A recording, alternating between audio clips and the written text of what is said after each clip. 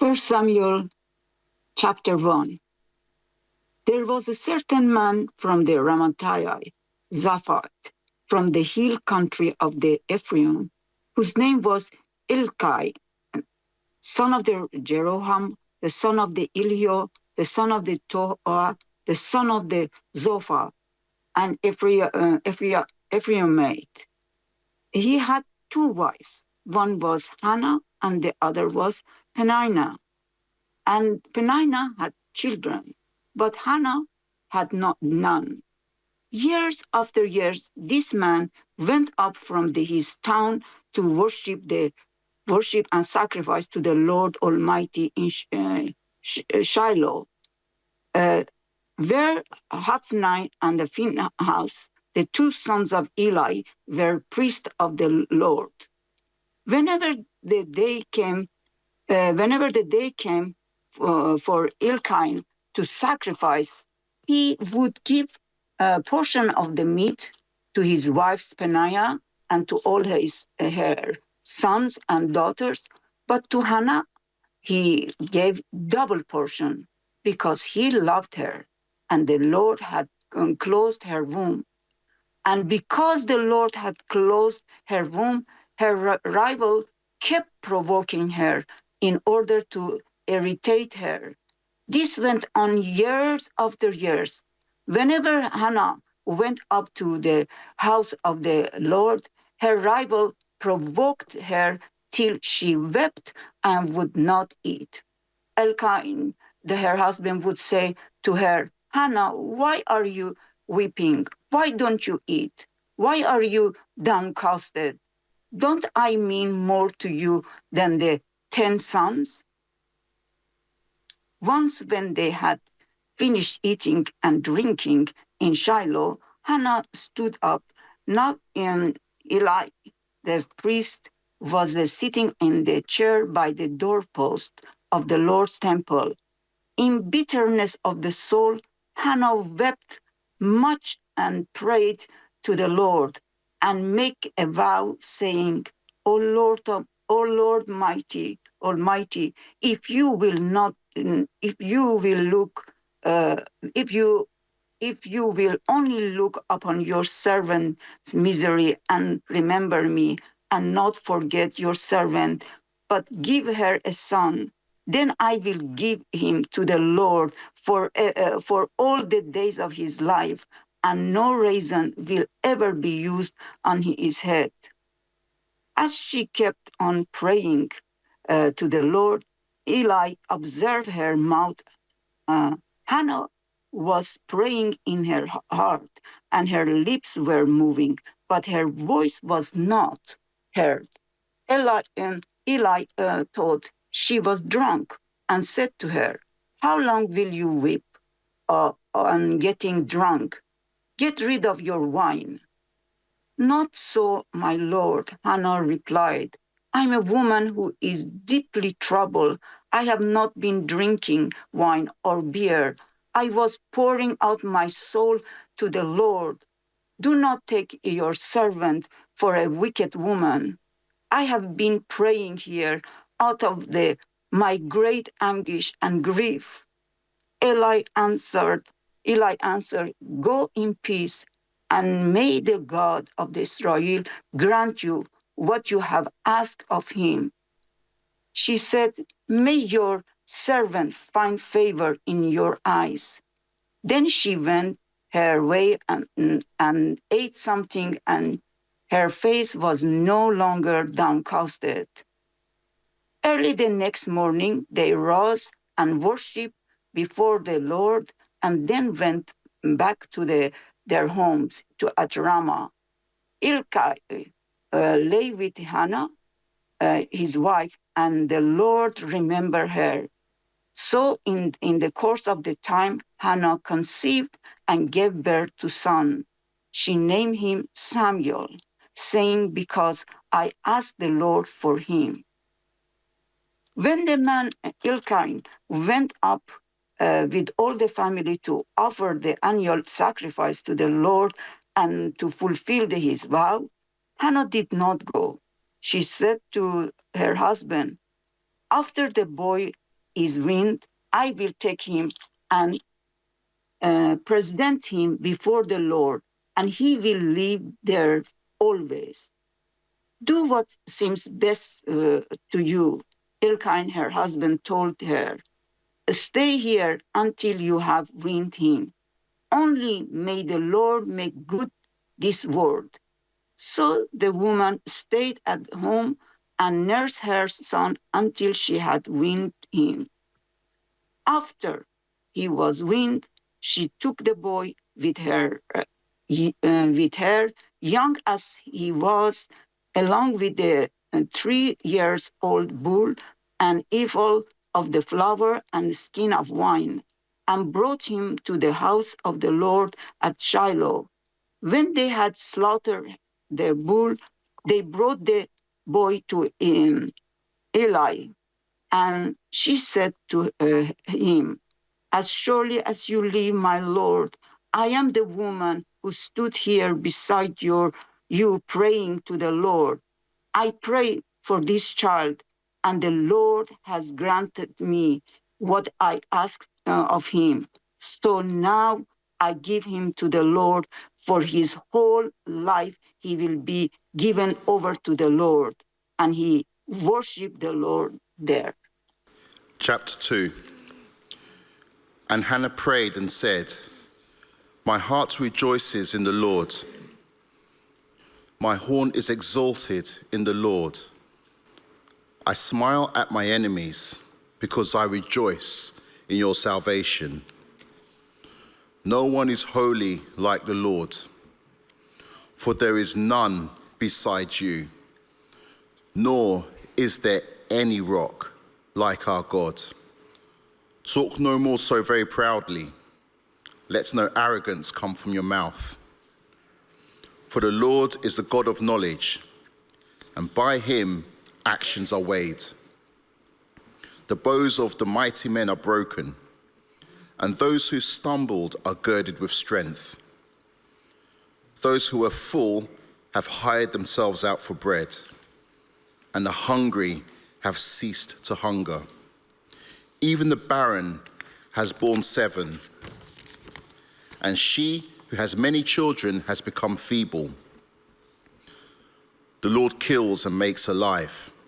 He brings down to the grave and brings up. The Lord makes poor and makes rich. He brings low and lifts up. He raises the poor from the dust and lifts the beggar from the ash heap, to set them among princes and make them inherit the throne of glory. For the pillars of the earth are the Lord's, and he has set the world upon them. He will guard the feet of his saints, but the wicked shall be silent in darkness. For by strength no man shall prevail.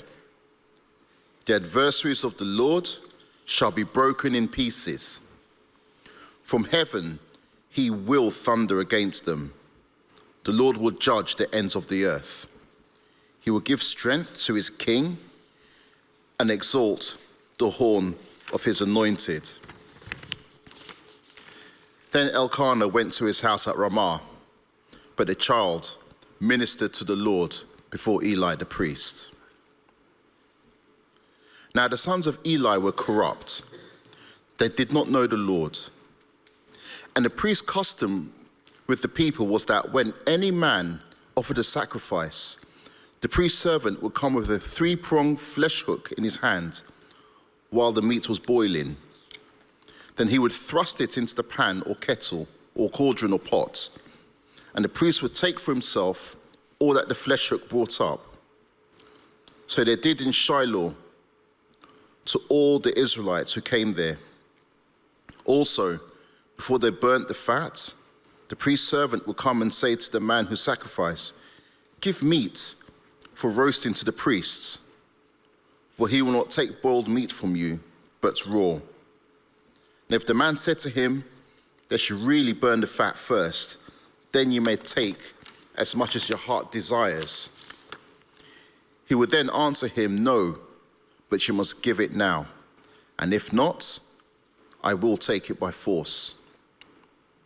Therefore, the sin of the young men was very great before the Lord, for men abhorred the offering of the Lord. But Samuel ministered before the Lord, even as a child, wearing a linen ephod. Moreover, his mom used to make him a little robe and bring it to him year by year when she came up with her husbands to offer the yearly sacrifice.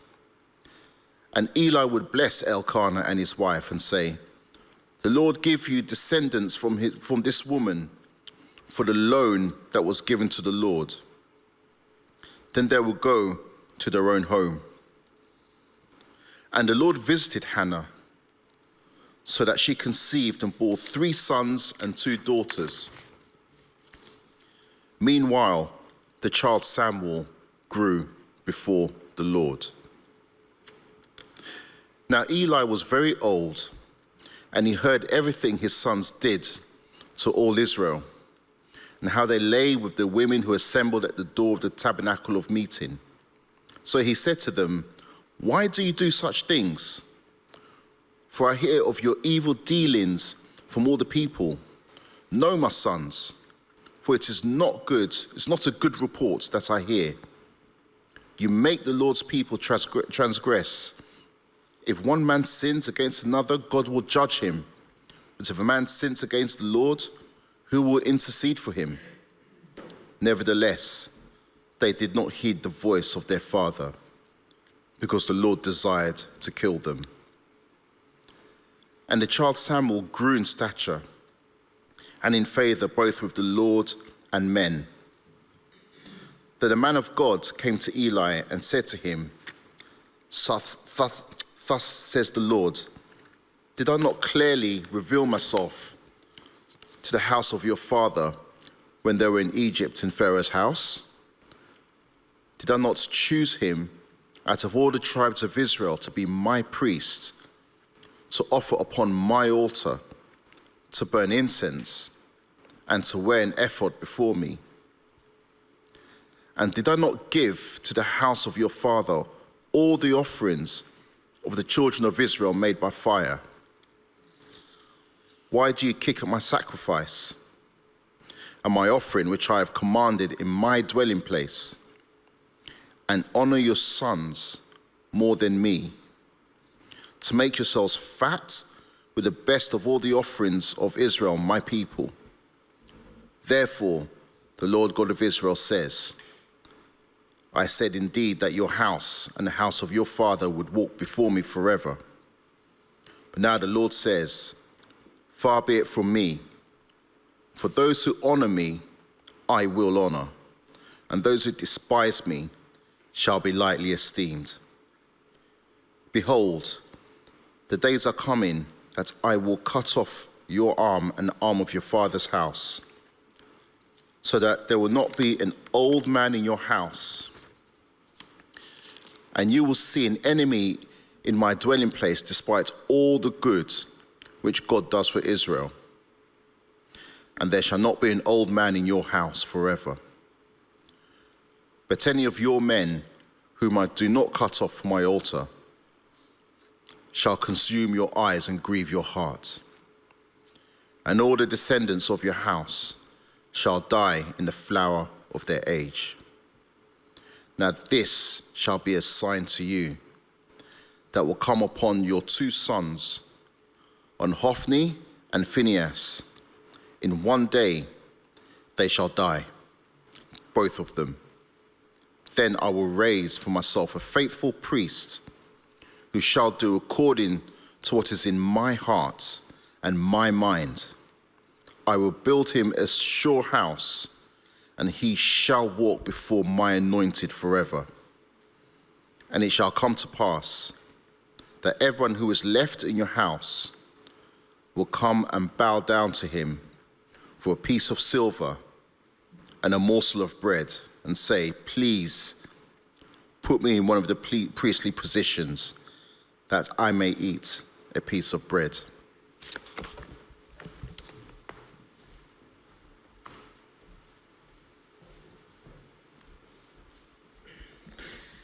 Chapter 3. Meanwhile, the boy Samuel was serving the Lord and by assisting Eli. Now in those days, messages from the Lord were very rare, and visions were quite uncommon. One night, Eli, who was almost blind by now, had gone to bed. The lamp of God had not yet gone out, and Samuel was sleeping in the tabernacle near the ark of God. Suddenly, the Lord called out, "Samuel, Samuel?" "Yes," Samuel replied. "What is it?" He jumped up and ran to Eli. "Here I am. What do you need?" "I didn't call you," Eli replied. "Go back to bed." So he did. Then the Lord called again, "Samuel?" Again, Samuel jumped up and ran to Eli. "Here I am," he said. "What do you need?" "I didn't call you, my son," Eli said. "Go back to bed." Samuel did not yet know the Lord, because he had never had a message from the Lord before. So now the Lord called a third time, and once more Samuel jumped up and ran to Eli. "Here I am," he said. "What do you need?" Then Eli realized that it was the Lord who was talking to the boy. So he said to Samuel, "Go and lie down again, and if somebody calls out again, say, 'Yes, Lord, your servant is listening.'" So Samuel went back to bed. And the Lord came and called as before, "Samuel, Samuel." And Samuel replied, "Yes, your servant is listening." Then the Lord said to Samuel, "I'm about to do a shocking thing in Israel. I am going to carry out all my threats against Eli and his family. I have warned him continually that judgment is coming for his family because his sons are blaspheming God, and he hasn't disciplined them. So I have vowed that the sins of Eli and his sons will never be forgiven by sacrifices or offerings." Samuel stayed in bed until morning. Then he got up and opened the doors of the tabernacle as usual. He was afraid to tell Eli what the Lord had said to him. But Eli called out to him, "Samuel, my son." "What did the Lord say to you? Tell me everything. And may God punish you if you hide anything from me." So Samuel told Eli everything. He didn't hold anything back. "It is the Lord's will," Eli replied. "Let him do what he thinks best." As Samuel grew up, the Lord was with him, and everything Samuel said was wise and helpful. All the people of Israel, from one end of the land to the other, knew that Samuel was confirmed as a prophet of the Lord. The Lord continued to appear at Shiloh and gave messages to Samuel there at the tabernacle. And Samuel's words went out to all the people of Israel.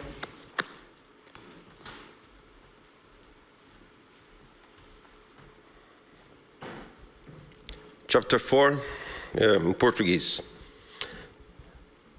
A palavra do Senhor veio a todo Israel.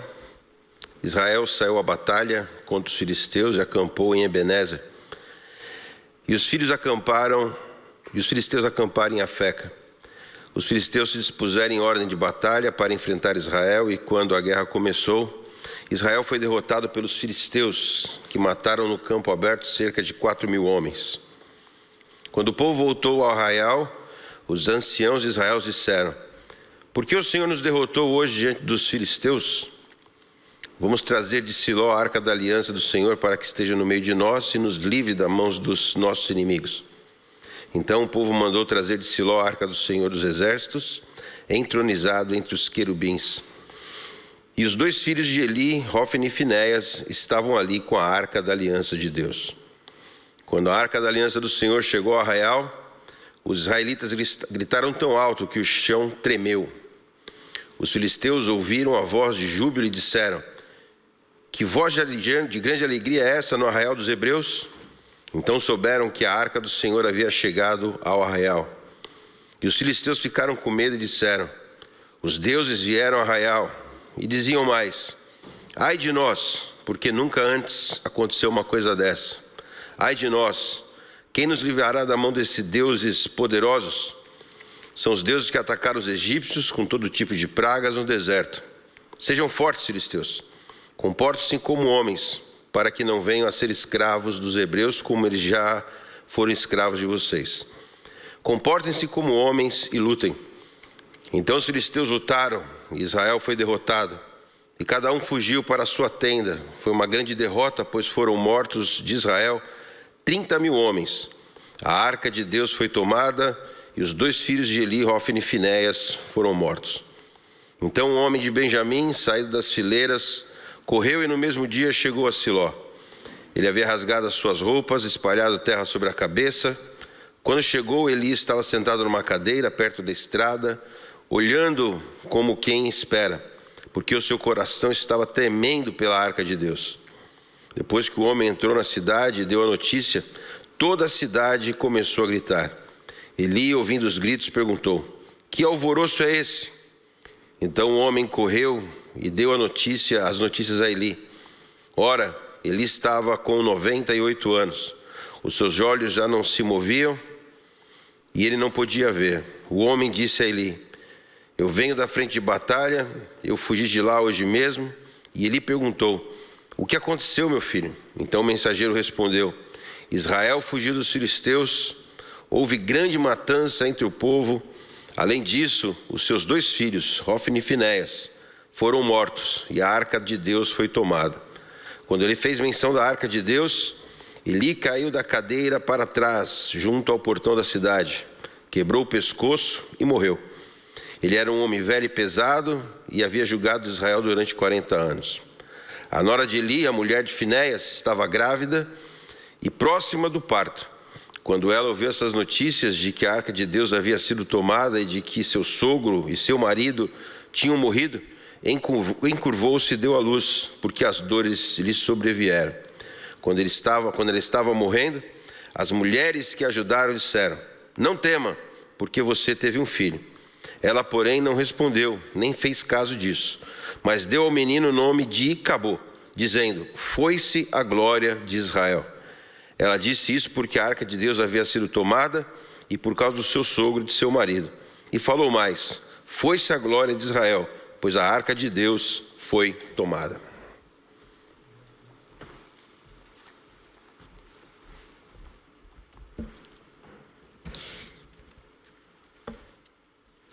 Chapter 5. When the Philistines captured the ark of God, they brought it from Ebenezer to Ashdod. Then the Philistines took the ark of God and brought it into the house of Dagon and placed it beside Dagon. When the people of Ashdod rose early the next day, there was Dagon fallen on his face to the ground before the ark of the Lord. So they took Dagon and put him back in his place. But when they rose early on the next morning, Dagon had fallen on his face to the ground before the ark of the Lord, and the head of Dagon and both his hands were lying cut off upon the threshold. Only the trunk of Dagon was left to him. This is why the priests of Dagon and all who enter the house of Dagon do not step on the threshold of Dagon in Ashdod to this day. The hand of the Lord was heavy upon the people of Ashdod, and he terrified and struck them with tumors, both in Ashdod and in its territory. And when the inhabitants of Ashdod saw how things were, they said, the ark of the God of Israel must not remain with us, for his hand is heavy on us, and our own God Dagon.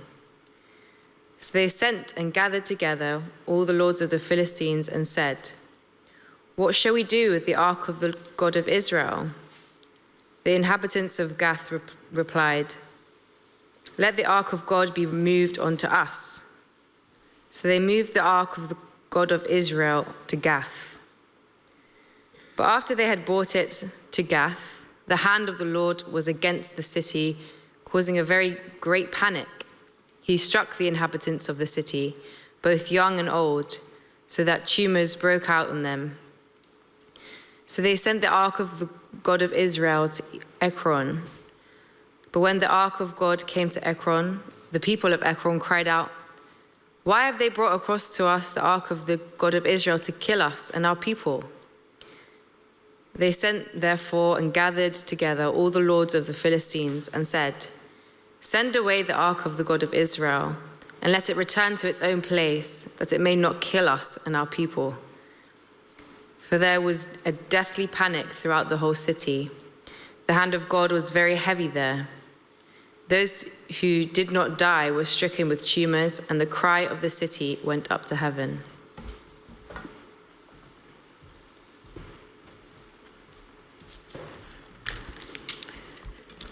Chapter 6. Now the ark of the Lord was in the country of the Philistines 7 months. And the Philistines called for the priests and the diviners, saying, "What shall we do with the ark of the Lord? Tell us how we should send it to its place." So they said, "If you send away the ark of the God of Israel, do not send it empty, but by all means return it to him with a trespass offering. Then you will be healed, and it will be known to you why his hand is not removed from you." Then they said, "What is the trespass offering which we shall return to him?" They answered, 5 golden tumors and 5 golden rats, according to the number of the lords of the Philistines. For the same plague was on all of you and on your lords. Therefore you shall make images of your tumors and images of your rats that ravage the land, and you shall give glory to the God of Israel. Perhaps he will lighten his hand from you, from your gods, and from your land. Why then do you harden your hearts as the Egyptians and Pharaoh hardened their hearts? When he did mighty things among them, did they not let the people go, that they might depart? Now therefore, make a new cart. Take 2 milk cows, which have never been yoked, and hitch the cows to the cart, and take their calves home, away from them. Then take the ark of the Lord, and set it on the cart, and put the articles of gold, which you are returning to him as a trespass offering, in the chest by its side. Then send it away and let it go. And watch if it goes up the road to its own territory, to Beth-Shemesh. Then he has done us this great evil. But if not, then we shall know that it is not his hand that struck us. It happened to us by chance. Then the men did so. They took 2 milk cows and hitched them to the cart, and shut up their calves at home. Then they set the ark of the Lord on the cart, and the chest with the gold rats and the images of their tumors. Then the cows headed straight for the road to Beth-Shemesh, and went along the highway, lowing as they went, and did not turn aside to the right hand or to the left. And the lords of the Philistines went after them to the border of Beth-Shemesh. Now the people of Beth-Shemesh were reaping their wheat harvest in the valley, and they lifted their eyes and saw the ark, and rejoiced to see it. Then the cart came into the field of Joshua of Beth-Shemesh, and stood there. A large stone was there. So they split the wood of the cart and offered the cows as a burnt offering to the Lord. The Levites took down the ark of the Lord and the chest that was with it, in which were the articles of gold, and put them on the large stone. Then the men of Beth-Shemesh offered burnt offerings and made sacrifices the same day to the Lord. So when the 5 lords of the Philistines had seen it, they returned to Ekron the same day. These are the golden tumors which the Philistines returned as a trespass offering to the Lord. 1 for Ashdod, 1 for Gaza, 1 for Askelon, 1 for Gath, 1 for Ekron. and the golden rats according to the number of all the cities of the Philistines belonging to the 5 lords, both fortified cities and country villages, even as far as the large stone of Abel, on which they set the ark of the Lord, which stone remains to this day in the field of Joshua of Beth-Shemesh. Then he struck the men of Beth-Shemesh, because they had looked into the ark of the Lord. He struck 50,070 men of the people, and the people lamented because the Lord had struck the people with a great slaughter. And the men of Beth-Shemesh said, "Who is able to stand before this holy Lord? And to whom shall it go up from us?" So they sent messengers to the inhabitants of Kirjath Jearim, saying, "The Philistines have brought back the ark of the Lord. Come down and take it up with you."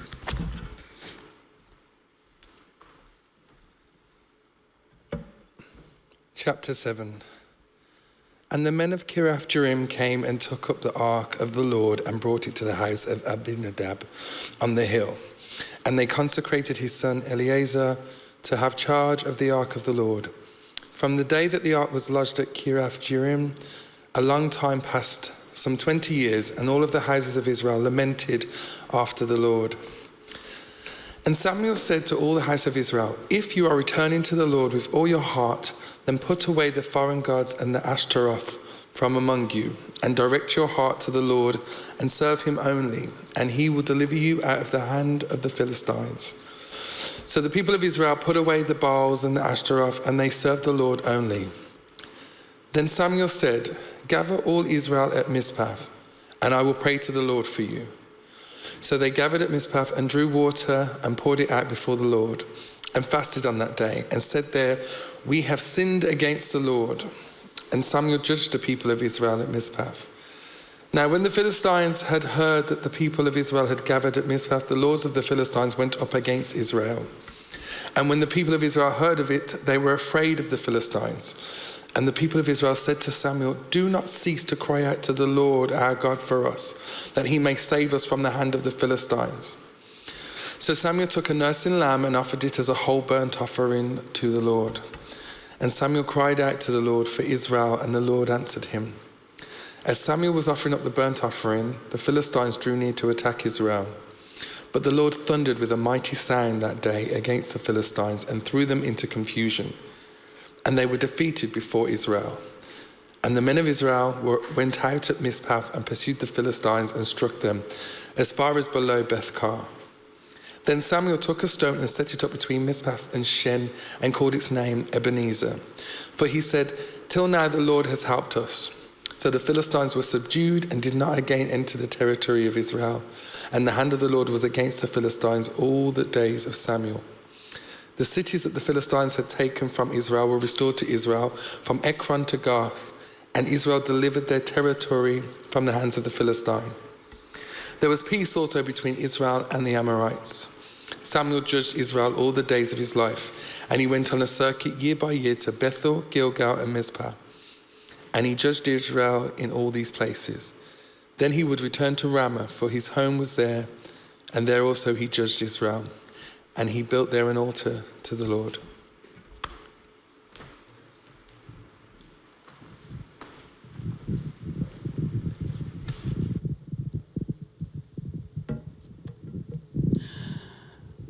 Chapter 8. When Samuel was old, he made his sons judges over Israel. Now the name of his firstborn was Joel, and the name of his second Abijah.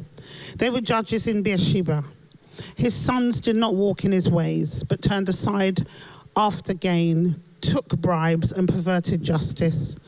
All the elders of Israel assembled and came to Samuel at Ramah, and said to him, "Behold, you are old, and your sons do not walk in your ways. Now appoint us a king to rule over us, like all the other nations." But it displeased Samuel when they said, "Give us a king to govern us." And Samuel prayed to the Lord. And the Lord said to Samuel, hearken to the voice of the people in all they say to you, for they have not rejected you, but they have rejected me, that I should not be king over them. According to all the works which they have done since I brought them up out of Egypt, even to this day, forsaking me and serving other gods, so they also do to you. So listen now to their voice. Only solemnly warn them and show them the ways of the king who shall reign over them. So Samuel told all the words of the Lord to the people who asked of him a king. And he said, these will be the ways of the king who shall reign over you. He will take your sons and appoint them to his chariots and to his horsemen and to run before his chariots. He will appoint them for himself to be commanders over thousands and over 50s, and some to plough his ground and to reap his harvest, and to make his implements of war and equipment for his chariots. He will take your daughters to be perfumers, cooks, and bakers. He will take your fields, your vineyards, and your olive orchards, even the best of them, and give them to his servants. He will take 1/10 of your grain and of your vineyards and give it to his officers and to his servants. He will take your men and women, servants, and the best of your cattle and your donkeys and put them to work. He will take 1/10 of your flocks, and you yourselves shall be his slaves. In that day you will cry out because of your king you have chosen for yourselves, but the Lord will not hear you then. Nevertheless, the people refused to listen to the voice of Samuel, and they said, no, we will have a king over us, that we also may be like all the nations, and that our king may govern us and go out before us and fight our battles. Samuel heard all the people's words and repeated them in the Lord's ears. And the Lord said to Samuel, hearken to their voice and appoint them a king. And Samuel said to the men of Israel, go, every man to his city. 1 Samuel chapter 9. There was a man of Benjamin whose name was Kish, the son of Abiel, the son of Zeror, the son of Bechorath, the son of Aphiah, a Benjamite, a mighty man of power. And he had a choice and handsome son, whose name was Saul. There was not a more handsome person than he among the children of Israel. From his shoulders upwards he was taller than any of the people. Now the donkeys of Kish, Saul's father, were lost. And Kish said to his son Saul, please take one of the servants with you, and arise, go and look for the donkeys. So he passed through the mountains of Ephraim and through the land of Shalisha, but they did not find them. Then they passed through the land of Shalim, and they were not there. Then they passed through the land of the Benjamites, but they did not find them. When they had come to the land of Zuph, Saul said to his servant who was with him, come, let us return, lest my father ceases caring about the donkeys and becomes worried about us. And he said to him, look now, there in this city a man of God there is, and he is an honorable man. All that he says surely comes to pass. So let us go there, perhaps he can show us the way that we should go. Then Saul said to his servant, but look, if we go, what shall we bring the man? For the bread in our vessels is all gone, and there is no present to bring to the man of God. What do we have? And the servant answered Saul again and said, look, I have here at hand 1/4 of a shekel of silver. I will give that to the man of God to tell us our way. For formerly in Israel, when a man went to inquire of God, he spoke thus, come, let us go to the seer. For he who is now called a prophet was formerly called a seer. Then Saul said to his servant, well said, come, let us go. So they went to the city where the man of God was. As they went up the hill to the city, they met some young men going out to draw water and said to them, is the seer here? And they answered them and said, yes, there he is, just ahead of you. Hurry now, for today he came to this city, because there is a sacrifice of the people today on the high place. As soon as you come into the city, you will surely find him before he goes up to the high place to eat. For the people will not eat until he comes, because he must bless the sacrifice. Afterwards, those who are invited will eat. Now therefore, go up, for about this time you will find him." So they went up to the city. As they were coming into the city, there was Samuel coming out towards them on his way up to the high place. Now the Lord had told Samuel in his ear the day before Saul came, saying, "Tomorrow about this time I will send you a man from the land of Benjamin, and you shall anoint him commander over my people Israel, that they may save my people from the hand of the Philistines. For I have looked upon my people, because their cry has come to me." So when Samuel saw Saul, the Lord said to him, "There he is, the man of whom I spoke to you. This one shall reign over my people."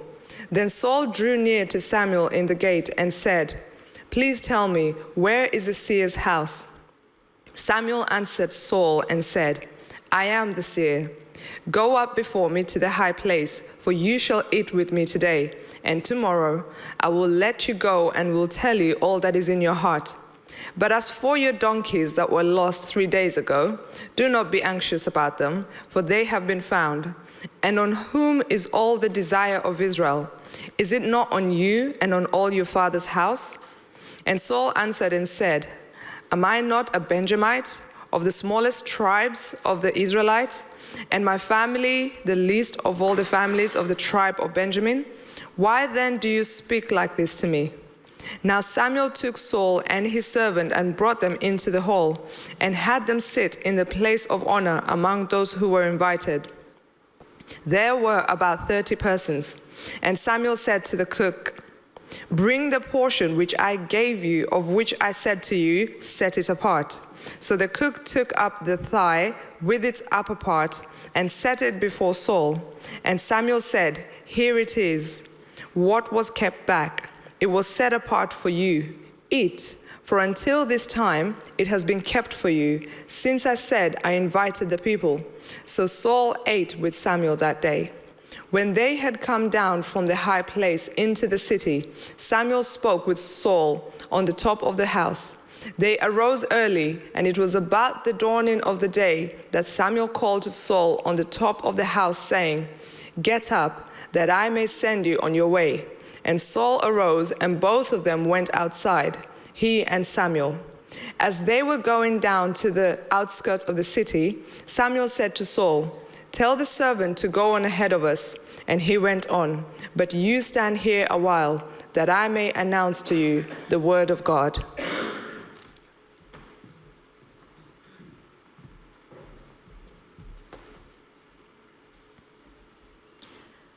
Chapter 10.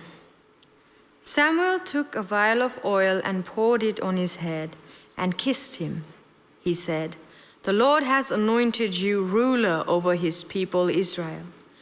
You shall reign over the people of the Lord, and you will be saved from the hand of their enemies all around.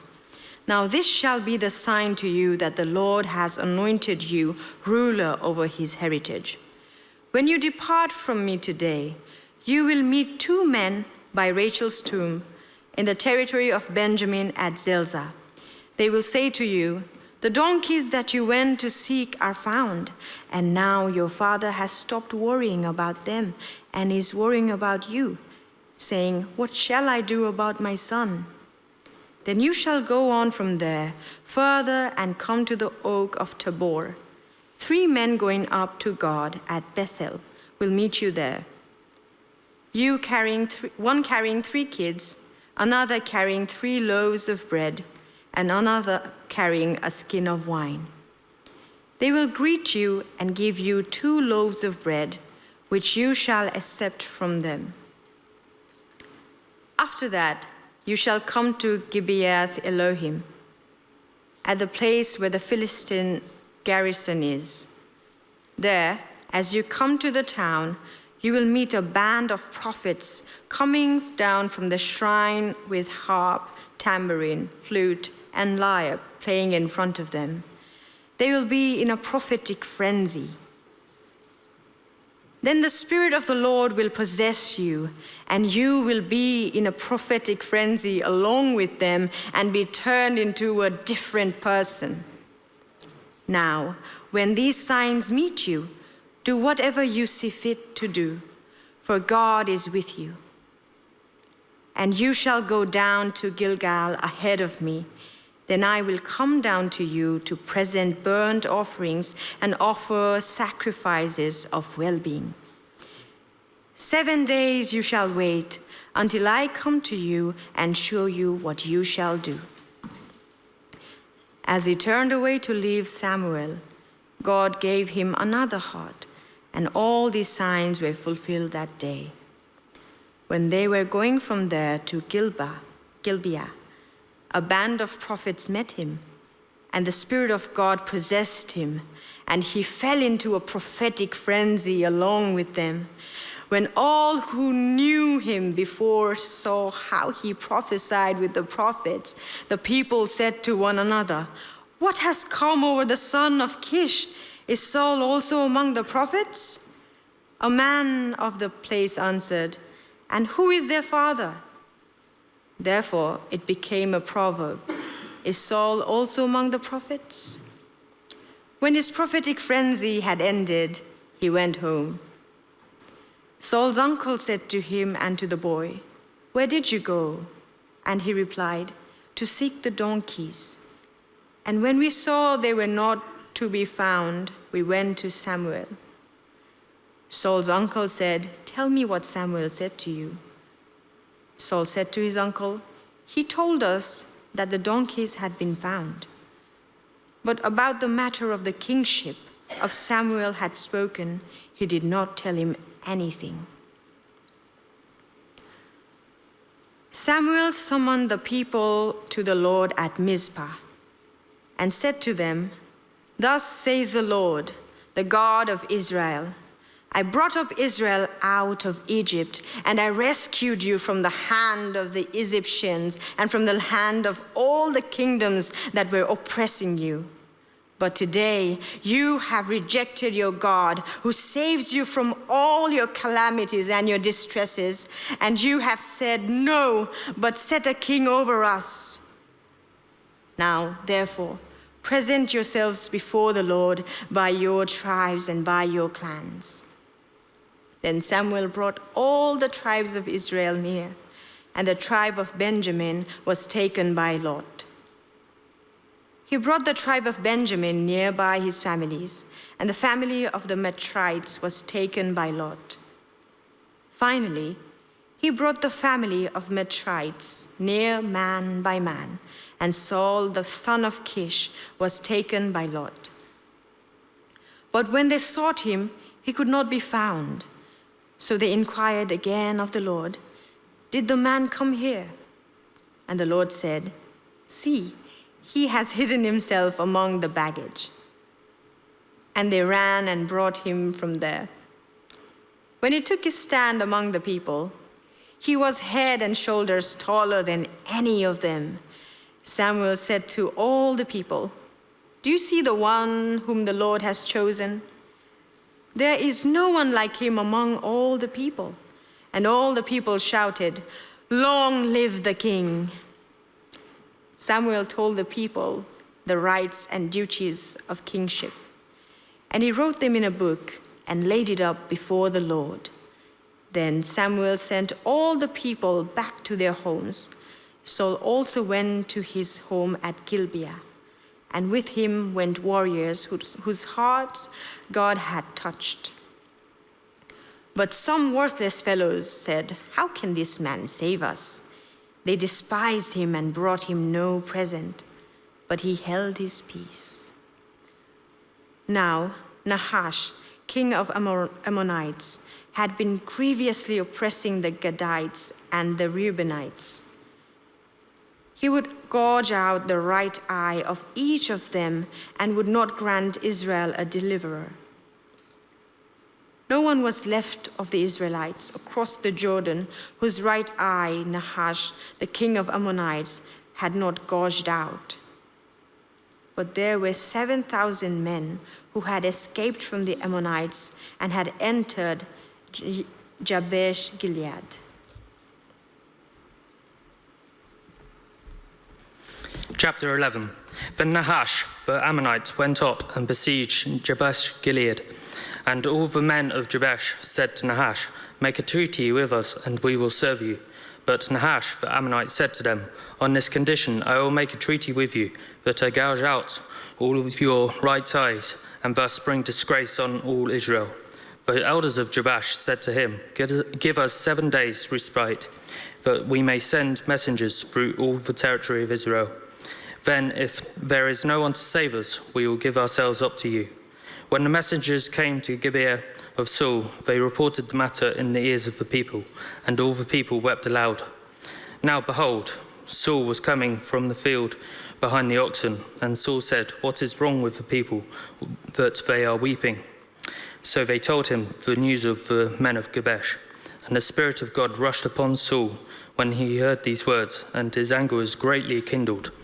He took a yoke of oxen and cut them in pieces, and sent them throughout all the territory of Israel by the hand of the messengers, saying, "Whoever does not come out after Saul and Samuel, so shall it be done to his oxen." But the dread of the Lord fell upon the people, and they came out as one man. When he mustered them at Bezek, the people of Israel were 300,000, and the men of Judea 30,000. And they said to the messengers who had come, "Thus shall you say to the men of Jabesh Gilead, tomorrow by the time the sun is hot, you shall have deliverance." When the messengers came and told the men of Jabesh, they were glad. Therefore the men of Jabesh said, "Tomorrow we will give ourselves up to you, and you may do to us whatever seems good to you." And the next day Saul put the people in 3 companies, and they came into the midst of the camp in the morning watch, and struck down the Ammonites until the heat of day. And those who survived were scattered, so that no 2 of them were left together. Then the people said to Samuel, Who is it that said, "Shall Saul reign over us? Bring the men, that we may put them to death." But Saul said, "Not a man shall be put to death this day, for today the Lord has worked salvation in Israel." But then Samuel said to the people, "Come, let us go to Gilgal, and there renew the kingdom." So all the people went to Gilgal, and there they made Saul king before the Lord in Gilgal. There they sacrificed peace offerings before the Lord, and there Saul and all the men of Israel rejoiced greatly.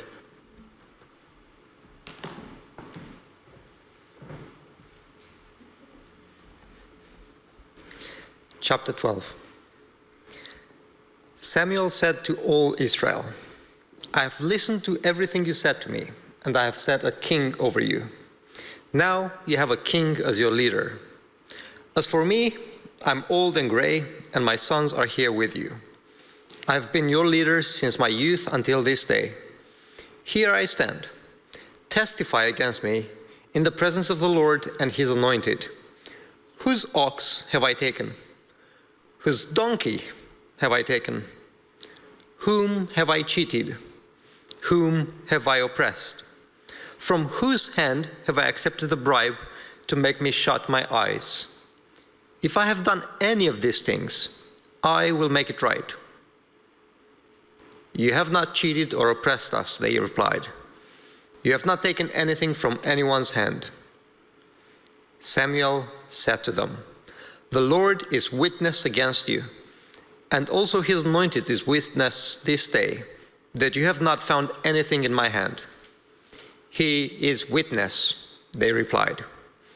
Then Samuel said to the people, "It is the Lord who has appointed Moses and Aaron and brought your ancestors up and out of Egypt. Now then, stand here, because I'm going to confront you with evidence before the Lord as to all the righteous acts performed by the Lord for you and for your ancestors." After Jacob entered Egypt, they cried to the Lord for help, and the Lord sent Moses and Aaron, who brought your ancestors out of Egypt and settled them in this place. But they forgot the Lord your God. So he sold them into the hand of Sisera, the commander of the army of Hazor, and into the hands of the Philistines, and the king of Moab, who fought against them. They cried out to the Lord and said, "We have sinned, and we have forsaken the Lord and served Baals and Ashtaroth. But now deliver us from the hands of our enemies, and we will serve you." Then the Lord sent Gideon, Barak, Jephthah, and Samuel, and he delivered you from the hands of all the enemies around you, so that you lived in safety. But when you saw that Nasha, king of the Ammonites, was moving against you, you said to me, "No, we want a king to rule over us," even though God was your king. Now, here is the king you have chosen, the one you asked for. See, the Lord has set a king over you. If you fear the Lord and serve and obey him, and do not rebel against his commands, and if both you and the king who reigns over you will follow the Lord your God, good. But if you do not obey the Lord, and if you rebel against his commands, and his hand will be against you, as it was against your ancestors. Now then, stand still and see the great thing the Lord is about to do before your eyes. Is it not wheat harvest now? I will call onto the Lord to send thunder and rain, and you'll realize what an evil thing you did in the eyes of the Lord when you asked for a king. Then Samuel called on the Lord, and on the same day the Lord sent thunder and rain. So all the people stood in awe of the Lord and of Samuel. The people said to Samuel, "Pray to the Lord your God for your servants that we will not die, for we have added to all of our other sins the evil of asking for a king." "Do not be afraid," Samuel replied. "You have done all this evil. Yet do not turn away from the Lord, but serve the Lord with all your heart. Do not turn away after useless idols. They cannot do you no good, nor they can rescue you because they are useless. For the sake of his great name, the Lord will not reject his people, because the Lord was pleased to make you his own. As for me, far be it from me that I should sin against the Lord by failing to pray for you. And I will teach you the way that is good and right. But be sure to fear the Lord and to serve him faithfully with all your heart. Consider what great things he has done for you. Yet, if you persist in doing evil, both you and your king will perish." Chapter 13. Saul was 30 years old when he began to reign, and he reigned 42 years over Israel. Saul chose for himself 3,000 men of Israel, of whom 2,000 were with him in Mishmash and in the hill country of Bethel, while 1,000 were with Jonathan at Gibeah of Benjamin. But he sent the rest of the people away, each one to his own tent. Jonathan attacked and defeated the Philistine garrison, which was at Geba, and the Philistines heard about it. Then Saul blew the trumpet throughout the land, saying, "Let the Hebrews hear." All Israel heard that Saul had defeated the Philistine garrison, and also that Israel had become despicable to the Philistines, and the people were summoned to join Saul at Gilgal. Now the Philistines gathered to fight against Israel, 30,000 chariots and 6,000 horsemen and troops in multitude, like sand on the seashore. They came up and camped at Michmash, east of Bethaven. When the men of Israel saw that they were in a tight situation, for their troops were hard pressed, they hid in caves, in thickets, in cellars, and in dry cisterns. Also, some of the Hebrews had crossed the river Jordan to the land of Gad and Gilead. As for Saul, he was still in Gilgal, and all the people followed him, trembling in fear and anticipation. Now Saul waited 7 days according to the appointed time which Samuel had set. But Samuel had not come to Gilgal, and the people were scattering away from Saul. So Saul said, "Bring me the burnt offering and the peace offerings." And he offered the burnt offering, which he was forbidden to do so. As soon as he finished offering the burnt offering, Samuel finally came. Saul went out to meet and welcome him. But Samuel said, "What have you done?" Saul said, "Since I saw that the people were scattering away from me and that you did not come within the appointed time, and the Philistines were assembling at Michmash, therefore I said, now the Philistines will come down against me at Gilgal, and I have not asked for the Lord's favor by making supplication to him. So I forced myself to offer the burnt offering." Samuel said to Saul, "You have acted foolishly. You have not kept the commandment of the Lord your God, which he commanded you. For if you had obeyed the Lord, you would have established your kingdom over Israel forever. But now your kingdom shall not endure. The Lord has sought out for himself a man after his own heart. And the Lord has appointed him as leader and ruler over his people, because you have not kept what the Lord commanded you." Then Samuel arose and went up to Gilgal, to Gibeah of Benjamin. And Saul assembled and counted the people who were still with him, about 600 men. Saul and his son Jonathan and the people with them were staying in Geba of Benjamin, with the Philistines camped at Michmash.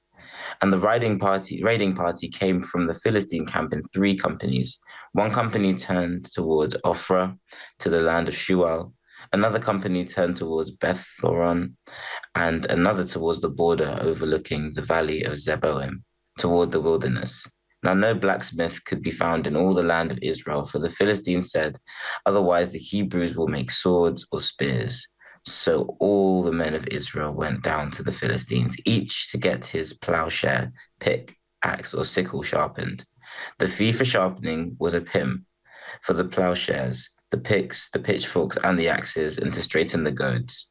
So it came about on the day of battle that neither sword nor spear was found in the hands of any of the people who were with Saul and Jonathan, but Saul and Jonathan, his son, had them, and the garrison of the Philistines went out to the pass at Michmash. Chapter 14. Now it happened one day that Jonathan the son of Saul said to the young man who bore his armor, "Come, let us go over to the Philistine garrisons that is on the other side." But he did not tell his father. And Saul was sitting in the outskirts of Gibeah under a pomegranate tree, which is in Migron. The people who were with him were about 600 men. Ahijah, the son of Ahitub, Ichabod's brother, the son of Phinehas, the son of Eli, the Lord's priest in Shiloh, was wearing an ephod. But the people did not know that Jonathan had gone. Between the passes by which Jonathan sought to go over to the Philistine garrison, there was a sharp rock on the one side and a sharp rock on the other side. And the name of one was Bozez. The name of the other was Seneh. The front of one faced northward opposite Michmash, and the other southward opposite Gibeah.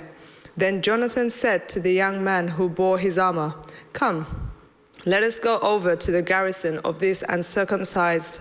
It may be that the Lord will work for us, for nothing restrains the Lord from saving by many or by few." So his armor-bearer said to him, "Do all that is in your heart.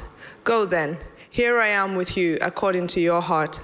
Then Jonathan said, "Very well, let us cross over to these men, and we will show ourselves to them. If they say thus to us, 'Wait until we come to you,' then we will stand still in our place and not go up to them. But if they say, 'Come up to us,' then we will go up, for the Lord has delivered them into our hands. This will be a sign to us." So both of them showed themselves to the garrison of the Philistines. And the Philistines said, "Look, the Hebrews are coming out of the holes where they have been hiding." Then the men of the garrisons called to Jonathan and his armor-bearer and said, "Come up to us, and we will show you something." Jonathan said to his armor-bearer, "Come up after me, for the Lord has delivered them into the hand of Israel." And Jonathan climbed up on his hands and knees with his armor-bearer after him, and they fell before Jonathan. And as he came after him, his armor-bearer killed them.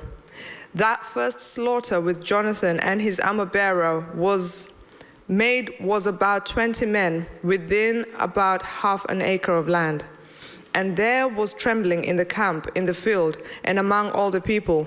The garrison and the raiders also trembled, and the earth quaked, so that it was a very great trembling. Now the watchmen of Saul in Gibeah of Benjamin looked, and there was a multitude melting away. They went here and there. Then Saul said to the people who were with him, "Now call the roll and see who has gone from us." And when they had called the roll, surprisingly, Jonathan and his armor-bearer were not there. And Saul said to Ahijah, "Bring the ark of God here." For at this time the ark of God was with the children of Israel. Now it happened, while Saul talked to the priest, that the noise which was in the camp of the Philistines continued to increase. So Saul said to the priest, "Withdraw your hand." Then Saul and all the people who were with him assembled, and they went to the battle. And indeed, every man's sword was against his neighbor, and there was a very great confusion. Moreover, the Hebrews who were with the Philistines before that time, who went up with them into the camp from the surrounding country, they also joined the Israelites who were with Saul and Jonathan. Likewise, all the men of Israel who had hidden in the mountain of Ephraim, when they heard that the Philistines fled, they also followed hard after them in the battle. So the Lord saved Israel that day, and the battle shifted to Beth-aven. And the men of Israel were distressed that day, for Saul had placed the people under oath, saying, "Cursed is the man who eats any food until evening, before I have taken vengeance on my enemies." So none of the people tasted food. Now all the people of the land came to a forest, and there was honey on the ground. And when the people had come into the woods, there was honey dripping, but no one put his hand to his mouth, for the people feared the oath. But Jonathan had not heard his father charge the people with the oath. Therefore he stretched out the end of the rod that was in his hand, and dipped it in the honeycomb, and put his hand to his mouth. And his countenance brightened.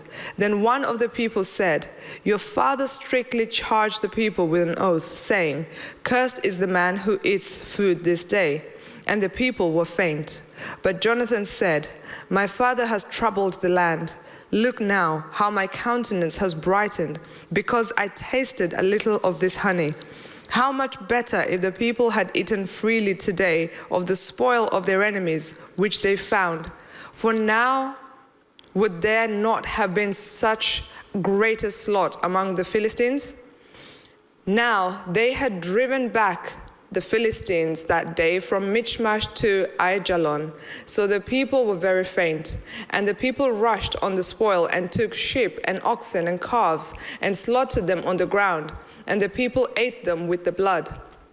Then they told Saul, saying, 'Look, the people are sinning against the Lord by eating with blood.' So he said, 'You have dealt treacherously. Roll a large stone to me this day.' Then Saul said, 'Disperse yourselves among the people and say to them, Bring me here every man's ox, every man's sheep, slaughter them here and eat. Do not sin against the Lord by eating with the blood.' So every one of the people brought his ox with him that night and slaughtered it there. Then Saul built an altar to the Lord. This was the first altar that he built to the Lord.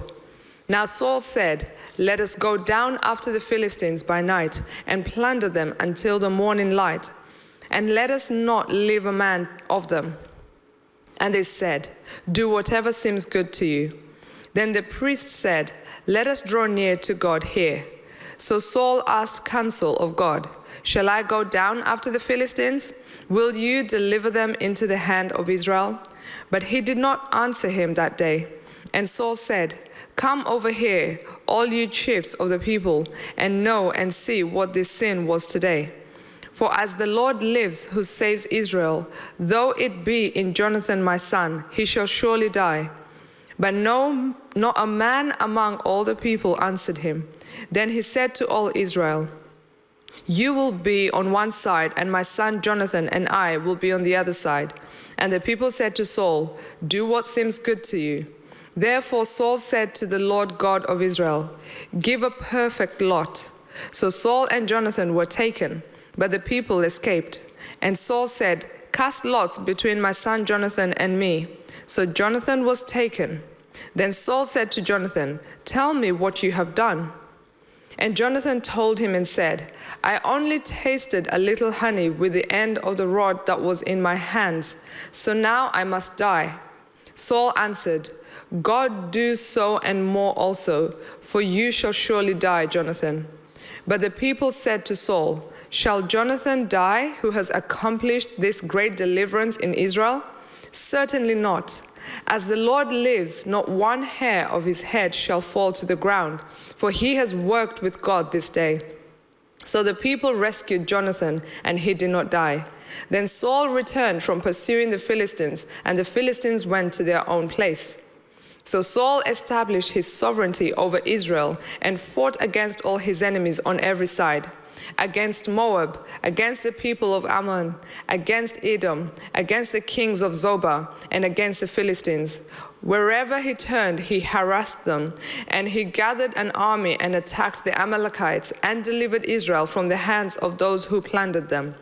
The sons of Saul were Jonathan, Jeshui, Malchishua, and the names of his 2 daughters were these: the name of the firstborn, Merab, and the name of the younger, Michal. Then the name of Saul's wife was Ahinoam, the daughter of Ahimaaz, and the name of the commander of his army was Abner, the son of Ner, Saul's uncle. Kish was the father of Saul, and Ner was the father of Abner, who was the son of Abiel. Now there was fierce war with the Philistines all the days of Saul, and when Saul saw any strong man or any valiant man, he took him for himself.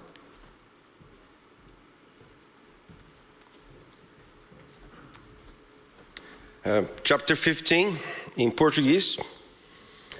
Samuel disse a Saul: foi a mim que o Senhor enviou para ungir você como rei sobre Israel, o povo dele. Agora ouça as palavras do Senhor. Assim diz o Senhor dos Exércitos: castigarei Amaleque pelo que fez a Israel, colocando-se no caminho de Israel, quando este saía do Egito. Portanto, vá e ataque os amalequitas, destruindo totalmente aquilo que eles tiverem. Não poupe ninguém. Mate homens, mulheres, meninos, crianças de peito, bois, ovelhas, camelos e jumentos. Saul convocou o povo e fez a contagem em Telaim: 200.000 homens de infantaria e 10.000 homens de Judá. Saul foi à cidade de Amaleque e pôs emboscadas no vale. Então disse aos queneus: vão embora, afastem-se e saiam do meio dos amalequitas, para que eu não destrua vocês juntamente com eles. Porque vocês usaram de misericórdia para com todos os filhos de Israel, quando eles saíram do Egito. Assim os queneus se retiraram do meio dos amalequitas. Então Saul derrotou os amalequitas desde Avilá até chegar a Sur, que está diante do Egito. Tomou vivo Agag, rei dos amalequitas, porém destruiu todo o povo a fio da espada. Mas Saul e o povo pouparam Agag, o melhor das ovelhas e dos bois, os animais gordos, os cordeiros e tudo mais que era bom. A isso não quiseram destruir totalmente, porém toda coisa sem valor, desprezível, destruíram. Então a palavra do Senhor veio a Samuel dizendo: lamento haver constituído Saul como rei, porque deixou de me seguir e não executou as minhas palavras. Então Samuel ficou triste e clamou o Senhor toda a noite. Samuel madrugou para encontrar Saul pela manhã, mas anunciaram a Samuel: Saul já chegou ao Carmelo, e eis que se levantou para si um monumento. Depois, dando volta, passou e desceu a Gilgal. Samuel encontrou Saul e esse lhe disse: que você seja bendito do Senhor. Executei as palavras do Senhor. Mas Samuel perguntou: então que balido de ovelhas é este nos meus ouvidos e mugido de bois que estou escutando? Saul respondeu: trouxeram isso dos amalequitas, porque o povo guardou o melhor das ovelhas e dos bois para o sacrificar ao Senhor, o seu Deus. O resto nós destruímos totalmente. Então Samuel disse a Saul: esperem, eu vou declarar a você o que o Senhor me disse esta noite. Samuel respondeu: fale. Samuel continuou: não é verdade que, mesmo sendo pequeno aos seus próprios olhos, você foi colocado por cabeça das tribos de Israel? O Senhor ungiu como rei sobre Israel. O Senhor o enviou a este caminho e disse: vá e destrua totalmente esses pecadores, os amalequitas, e lute contra eles até exterminá-los. Por que então você não deu ouvido à voz do Senhor, mas se lançou sobre o despojo e fez o que era mal aos olhos do Senhor? Então Saul disse a Samuel: pelo contrário, dei ouvidos à voz do Senhor e segui o seu caminho pelo qual o Senhor me enviou. Eu trouxe Agag, o rei de Amaleque, e destruí totalmente os amalequitas. Mas o povo pegou o despojo das ovelhas e bois, o melhor que estava destinado para destruição, para oferecer ao Senhor, o seu Deus, em Gilgal. Porém Samuel disse: será que o Senhor tem mais prazer em holocaustos e sacrifícios do que se obedeça a sua palavra? Eis que o obedecer é melhor do que sacrificar, e o ouvir é melhor do que a gordura de carneiros. Porque a rebelião é como o pecado de feitiçaria, e a obstinação é como a idolatria e o culto a ídolos do lar. Por você ter rejeitado a palavra do Senhor, também ele o rejeitou como rei. Então Saul disse a Samuel: pequei, pois transgredi o mandamento do Senhor e as palavras que você falou, porque temi o povo e dei ouvidos à voz deles. Mas agora peço que você perdoe o meu pecado e volte comigo para que eu adore ao Senhor. Porém Samuel disse a Saul: não voltarei com você. Por você ter rejeitado a palavra do Senhor, ele também o rejeitou como rei sobre Israel. Quando Samuel se virou para ir embora, Saul o segurou pela borda do manto e este se rasgou. Então Samuel lhe disse: hoje o Senhor rasgou das suas mãos o reino de Israel e o deu a alguém que é melhor que você. Também a glória de Israel não mente, nem muda de ideia, porque não é homem para que mude de ideia.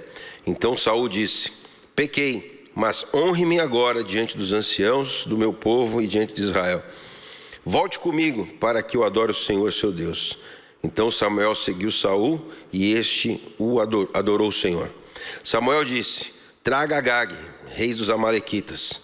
Agag veio a ele confiante e disse: certamente já passou a amargura da morte. Mas Samuel disse: assim como a tua espada deixou muitas mulheres sem filhos, também a sua mãe ficará sem o seu filho. E Samuel despedaçou Agag diante do Senhor em Gilgal. Então Samuel foi para Ramá e voltou para sua casa em Gibeá de Saul. Até o final de sua vida, Samuel nunca mais viu Saul, porque tinha pena de Saul. O Senhor lamentou haver constituído Saul como rei de Israel. 16. Now the Lord said, how long will you mourn for Saul, seeing I have rejected him from reigning over Israel? Fill your horn with oil and go. I am sending you to Jesse the Bethlehemite, for I have provided myself a king among his sons. And Samuel said, how can I go? If Saul hears it, he will kill me. But the Lord said, take a heifer with you and say, I have come to sacrifice to the Lord. Then invite Jesse to the sacrifice, and I will show you what you shall do, and you shall anoint for me the one I named to you. So Samuel did what the Lord said and went to Bethlehem, and the elders of the town trembled at his coming and said, do you come peaceably? And he said, peaceably. I have come to sacrifice to the Lord. Sanctify yourselves and come with me to the sacrifice. Then he consecrated Jesse and his sons and invited them to the sacrifice. So it was when they came that he looked at Eliab and said, surely the Lord's anointed is before him.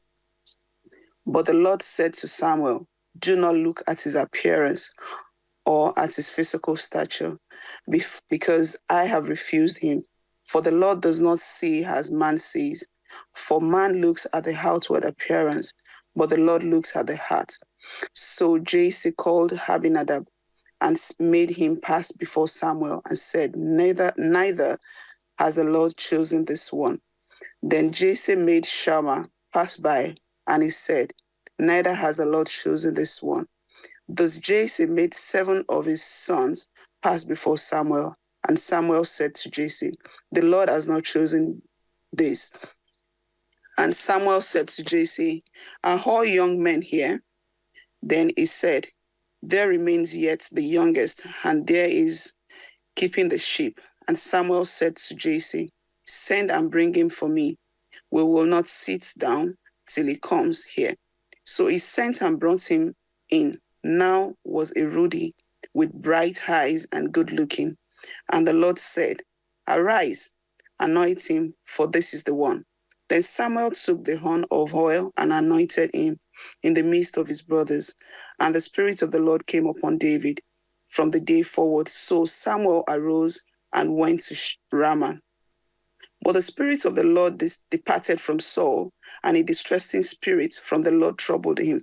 And Saul's servants said to him, surely a distressing spirit from the God is troubling you.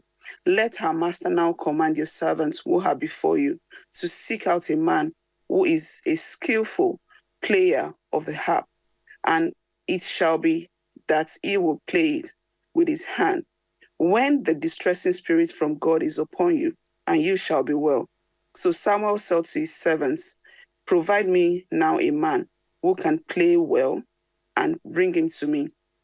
Then one of the servants answered and said, look, I have seen a son of Jesse, the Bethlehemite, who is skillful in playing, a mighty man of valor, a man of war, prudent in speech, and a handsome person, and the Lord is with him. Therefore Saul sent messengers to Jesse and said, send me your son David, who is with the sheep. And Jesse took a donkey loaded with bread, a skin of wine, and a young goat, and sent them by his son David to Saul.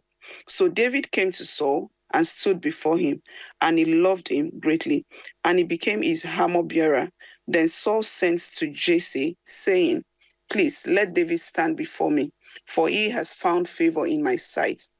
And so it was whenever the Spirit from God was upon Saul, that David would take a harp and play it with his hand. Then Saul would become refreshed and well, and distressing spirits would depart from him. 1 Samuel, chapter 17. Les Philistins rassemblèrent leurs armées pour faire la guerre. Ils se rassemblèrent à Soko, qui appartient à Juda. Ils campèrent entre Soko et Azekah, à Éphes d'Amim. Saül et les hommes d'Israël se rassemblèrent aussi. Ils campèrent dans la vallée de Éla et se rangèrent en ordre de bataille pour affronter les Philistins. Les Philistins se tenaient sur la montagne d'un côté et Israël se tenait sur la montagne de l'autre côté. La vallée était entre eux. Un porte-parole sortit alors du camp des Philistins et s'avança entre les deux armées. Il se nommait Goliath, il était de Gath et avait une taille de 6 coudées et 1 empan. Il avait sur la tête un casque de bronze et portait une cuirasse à écailles qui pesait 5000 cycles de bronze. Il avait aux jambes des jambières de bronze et un javelot de bronze en bandoulière. Le bois de sa lance était comme l'ensoupe des tisserands et la pointe de sa lance pesait 600 cycles de fer. Le porteur du bouclier marchait devant lui. Il s'arrêta et s'adressant aux troupes d'Israël, il leur cria « Pourquoi sortez-vous en ordre de bataille? Ne suis-je pas moi le Philistin, et vous, n'êtes-vous pas les esclaves de Saül? Choisissez un homme qui descende contre moi. S'il peut se battre contre moi et qu'il me tue, nous serons vos esclaves. Mais si je l'emporte sur lui et que je le tue, vous serez nos esclaves et vous nous servirez. » Le Philistin dit encore « Je lance en ce jour un défi aux troupes d'Israël. Donnez-moi un homme, et nous nous battrons ensemble. » Saül et tout Israël entendirent ces paroles du Philistin. Ils furent terrifiés et saisis d'une grande crainte. Or, David était fils de cet Éphratien de Bethléem de Juda, nommé Isaïe, qui avait 8 fils, et qui, au temps de Saül, était devenu un vieillard au milieu du peuple. Les 3 fils aînés d'Isaïe étaient partis pour la guerre en suivant Saül. Voici le nom de ces 3 fils qui étaient partis en guerre. L'aîné, Eliab, le deuxième, Abinadab, et le troisième, Shamma. David était le plus jeune, et lorsque les 3 aînés furent partis à la suite de Saül, David s'en allait de chez Saül et revenait pour faire paître le troupeau de son père à Bethléem. Le Philistin s'avançait matin et soir. Il se présenta pendant 40 jours. Isaïe dit à son fils David, « Prends pour tes frères cet épha de grains rôtis et ces 10 pains, et porte-les vite à tes frères dans le camp. Tu apporteras aussi ces 10 fromages au chef de leurs milliers. Tu verras si tes frères se portent bien, et tu prendras un gage de leur part. Ils sont avec Saül et tous les hommes d'Israël dans la vallée de Éla. et font la guerre aux Philistins. David se leva de bon matin. Il remit le troupeau à un gardien, prit sa charge et partit, comme Isaïe le lui avait ordonné. Lorsqu'il arriva au camp, l'armée sortait pour se ranger en bataille et lançait la clameur de guerre. Israël et les Philistins se rangèrent en bataille, troupe contre troupe. David se défit de ses bagages, les remit entre les mains du gardien des bagages et courut vers les rangs. Aussitôt arrivé, il salua ses frères. Tandis qu'il parlait avec eux, voici que le porte-parole monta des rangs philistins. Il se nommait Goliath. C'était un Philistin de Gath. Il tint les mêmes discours, et David les entendit. À la vue de cet homme, tous les hommes d'Israël s'enfuirent devant lui et furent saisis d'une grande crainte. Chacun disait, « Avez-vous vu monter cet homme? C'est pour jeter à Israël un défi qu'il monte.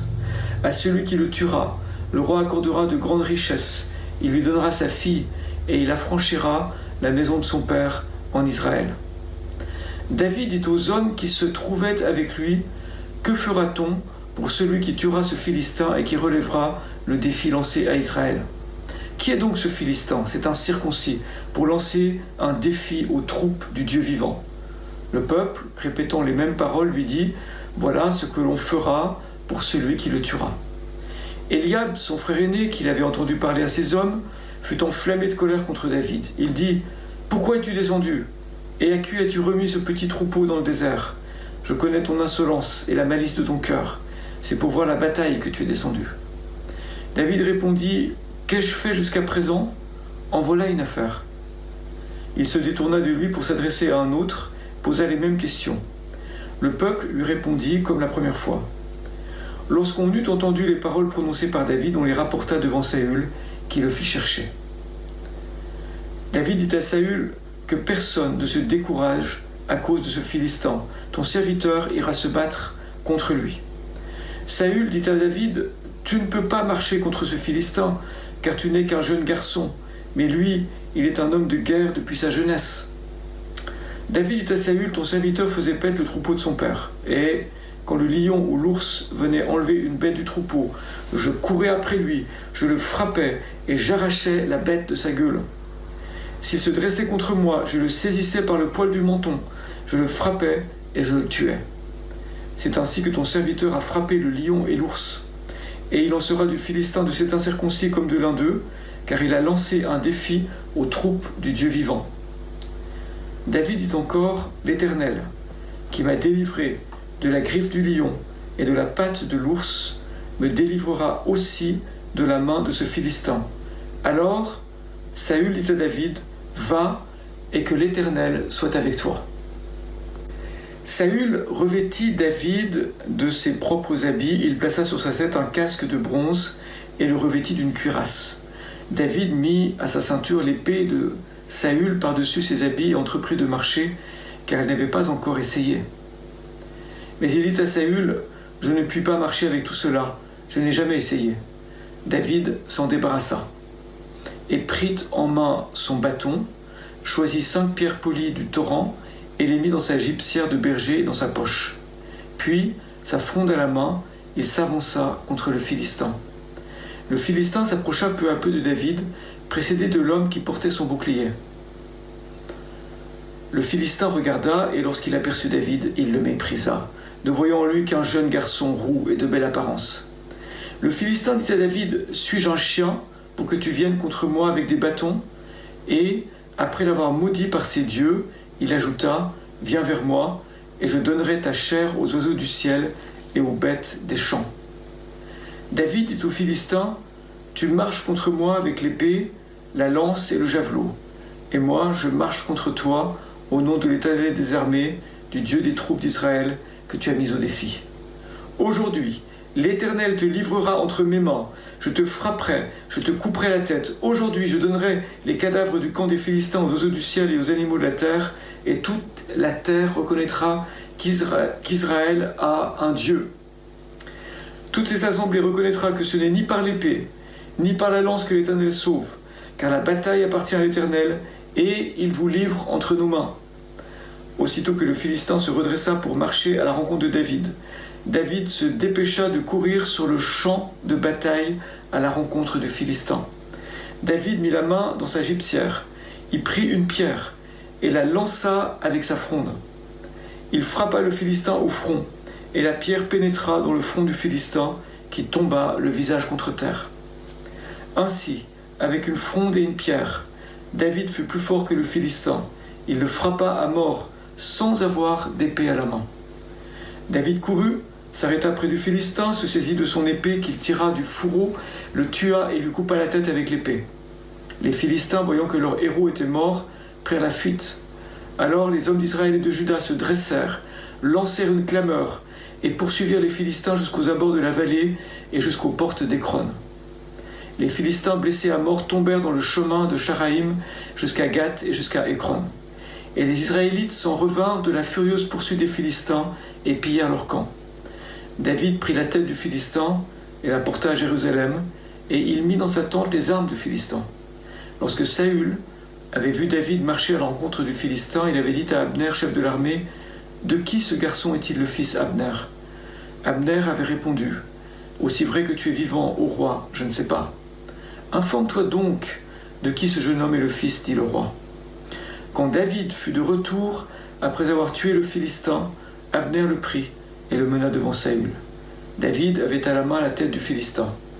Saül lui dit, « Mon garçon, de qui es-tu le fils ?» Et David répondit, « Je suis le fils de ton serviteur Isaïe de Bethléem. » 18. In Spanish. Aconteció que cuando él hubo acabado de hablar con Saúl, el alma de Jonathan quedó ligada con la de David, y lo amó Jonathan como a sí mismo. Y Saúl le tomó aquel día y no le dejó volver a casa de su padre. E hicieron pacto Jonathan y David, porque él le amaba como a sí mismo. Y Jonathan se quitó el manto que llevaba y se lo dio a David y otras ropas suyas, hasta su espada, su arco y su talabarte. Y salía David a donde quiera que Saúl le enviaba y se portaba prudentemente, y le puso Saúl sobre gente de guerra. Y era acepto a los ojos de todo el pueblo y a los ojos de los siervos de Saúl. Aconteció que cuando volvían ellos, cuando David volvió a matar al filisteo, salieron las mujeres de todas las ciudades de Israel cantando y danzando, para recibir al rey Saúl con panderos, con cánticos de alegría y con instrumentos de música. Y cantaban las mujeres que danzaban y decían, Saúl hirió a sus 1000 y David a sus 10,000. Y se enojó Saúl en gran manera y le desagradó este dicho. Y dijo, a David dieron 10,000 y a mí 1000. No le falta más que el reino. Y desde aquel día Saúl no miró con buenos ojos a David. Aconteció al otro día que un espíritu malo de parte de Dios tomó a Saúl, y él desvariaba en medio de la casa. David tocaba con su mano como los otros días, y tenía Saúl la lanza en la mano. Y arrojó Saúl la lanza diciendo, enclavaré a David en la pared. Pero David lo evadió 2 veces. Mas Saúl estaba temeroso de David, porque cuando Jehová estaba con él, y se había apartado de Saúl. Por lo cual Saúl lo alejó de sí y le hizo jefe de 1000, y salía y entraba delante del pueblo. Y David se conducía prudentemente en todos sus asuntos, y Jehová estaba con él. Y viendo Saúl que se portaba prudentemente, tenía temor de él. Mas todo Israel y Judá amaba a David, porque él salía y entraba delante de ellos. Entonces dijo Saúl a David, he aquí yo te daré Merab, mi hija mayor, por mujer, con tal que me seas hombre valiente y pelees las batallas de Jehová. Mas Saúl decía, no será mi mano contra él, sino que será contra la mano de los filisteos. Pero David respondió a Saúl, ¿quién soy yo, o qué es mi vida o la familia de mi padre en Israel, para que yo sea yerno del rey? Y llegando el tiempo en que Merab, hija de Saúl, sabía de dar a David, fue dada por mujer a Adriel, meolatita. Pero Mical, la otra hija de Saúl, amaba a David, y fue dicho a Saúl, y le pareció bien a sus ojos. Y Saúl dijo, yo se la daré, para que le sea por lazo, y para que la mano de los filisteos sea contra él. Dijo pues Saúl, David por segunda vez, tú serás mi yerno hoy. Y mandó Saúl a su siervo, hablad en secreto a David, diciéndole, He aquí el rey te ama y todos sus siervos te quedarán bien, sé pues yerno del rey. Los criados de Saúl hablaron estas palabras a los oídos de David, y David dijo: ¿Os parece a vosotros que es poco ser yerno del rey, y siendo yo un hombre pobre, y él y de ninguna estima? Y los criados de Saúl le dijeron la respuesta diciendo: tales palabras ha dicho David. Y Saúl dijo: decid así a David: el rey no desea la dote, sino 100 prepucios de filisteos, para que sea tomada venganza de los enemigos del rey. Pero Saúl pensaba hacer caer a David en manos de los filisteos. Cuando su siervo declararon a David esas palabras, pareció bien la cosa a los ojos de David, para ser yerno del rey, y antes que el plazo se cumpliese. Se levantó David y se fue con su gente, y mató a 200 hombres de los filisteos, y trajo a David los prepucios de ellos, y los entregó todos al rey, a fin de hacerse yerno del rey.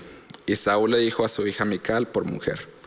Pero Saúl, viendo y considerando que Jehová estaba con David y que su hija Mical lo amaba, tuvo más temor de David, y fue Saúl enemigo de David todos los días. Y salieron a campaña los príncipes de los filisteos, y cada vez que salían, David tenía más éxito que todos los siervos de Saúl, por lo cual se hizo de mucha estima su nombre. 1 Samuel 19. Now Saul spoke to Jonathan his son and to all his servants that they should kill David. But Jonathan, Saul's son, delighted greatly in David. So Jonathan told David, saying, my father Saul seeks to kill you.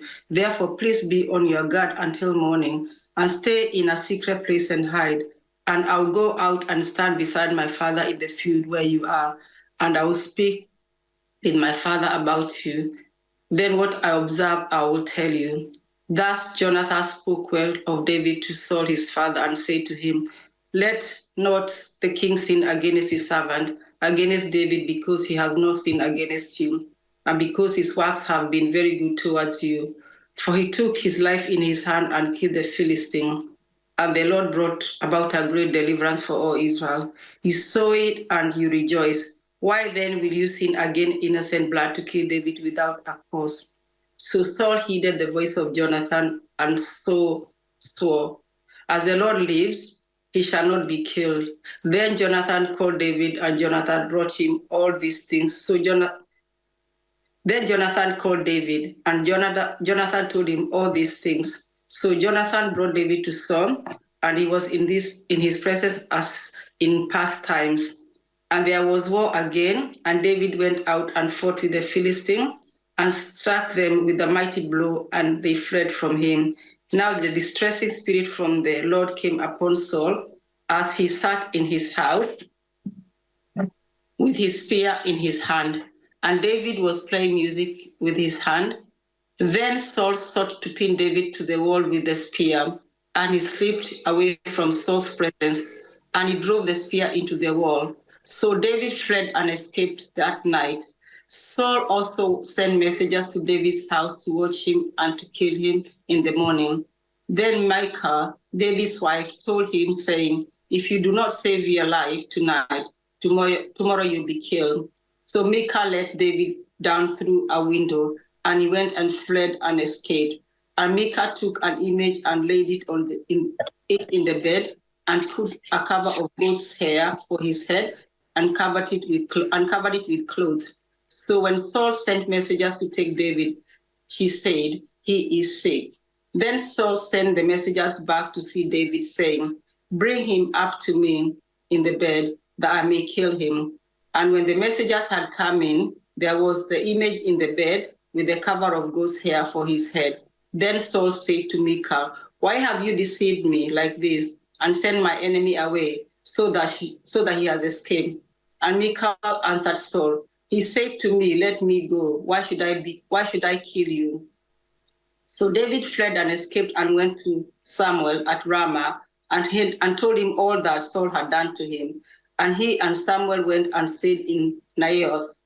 Now it was told Saul, saying, take note, David is at Naioth in Ramah. Then Saul sent messengers to take David.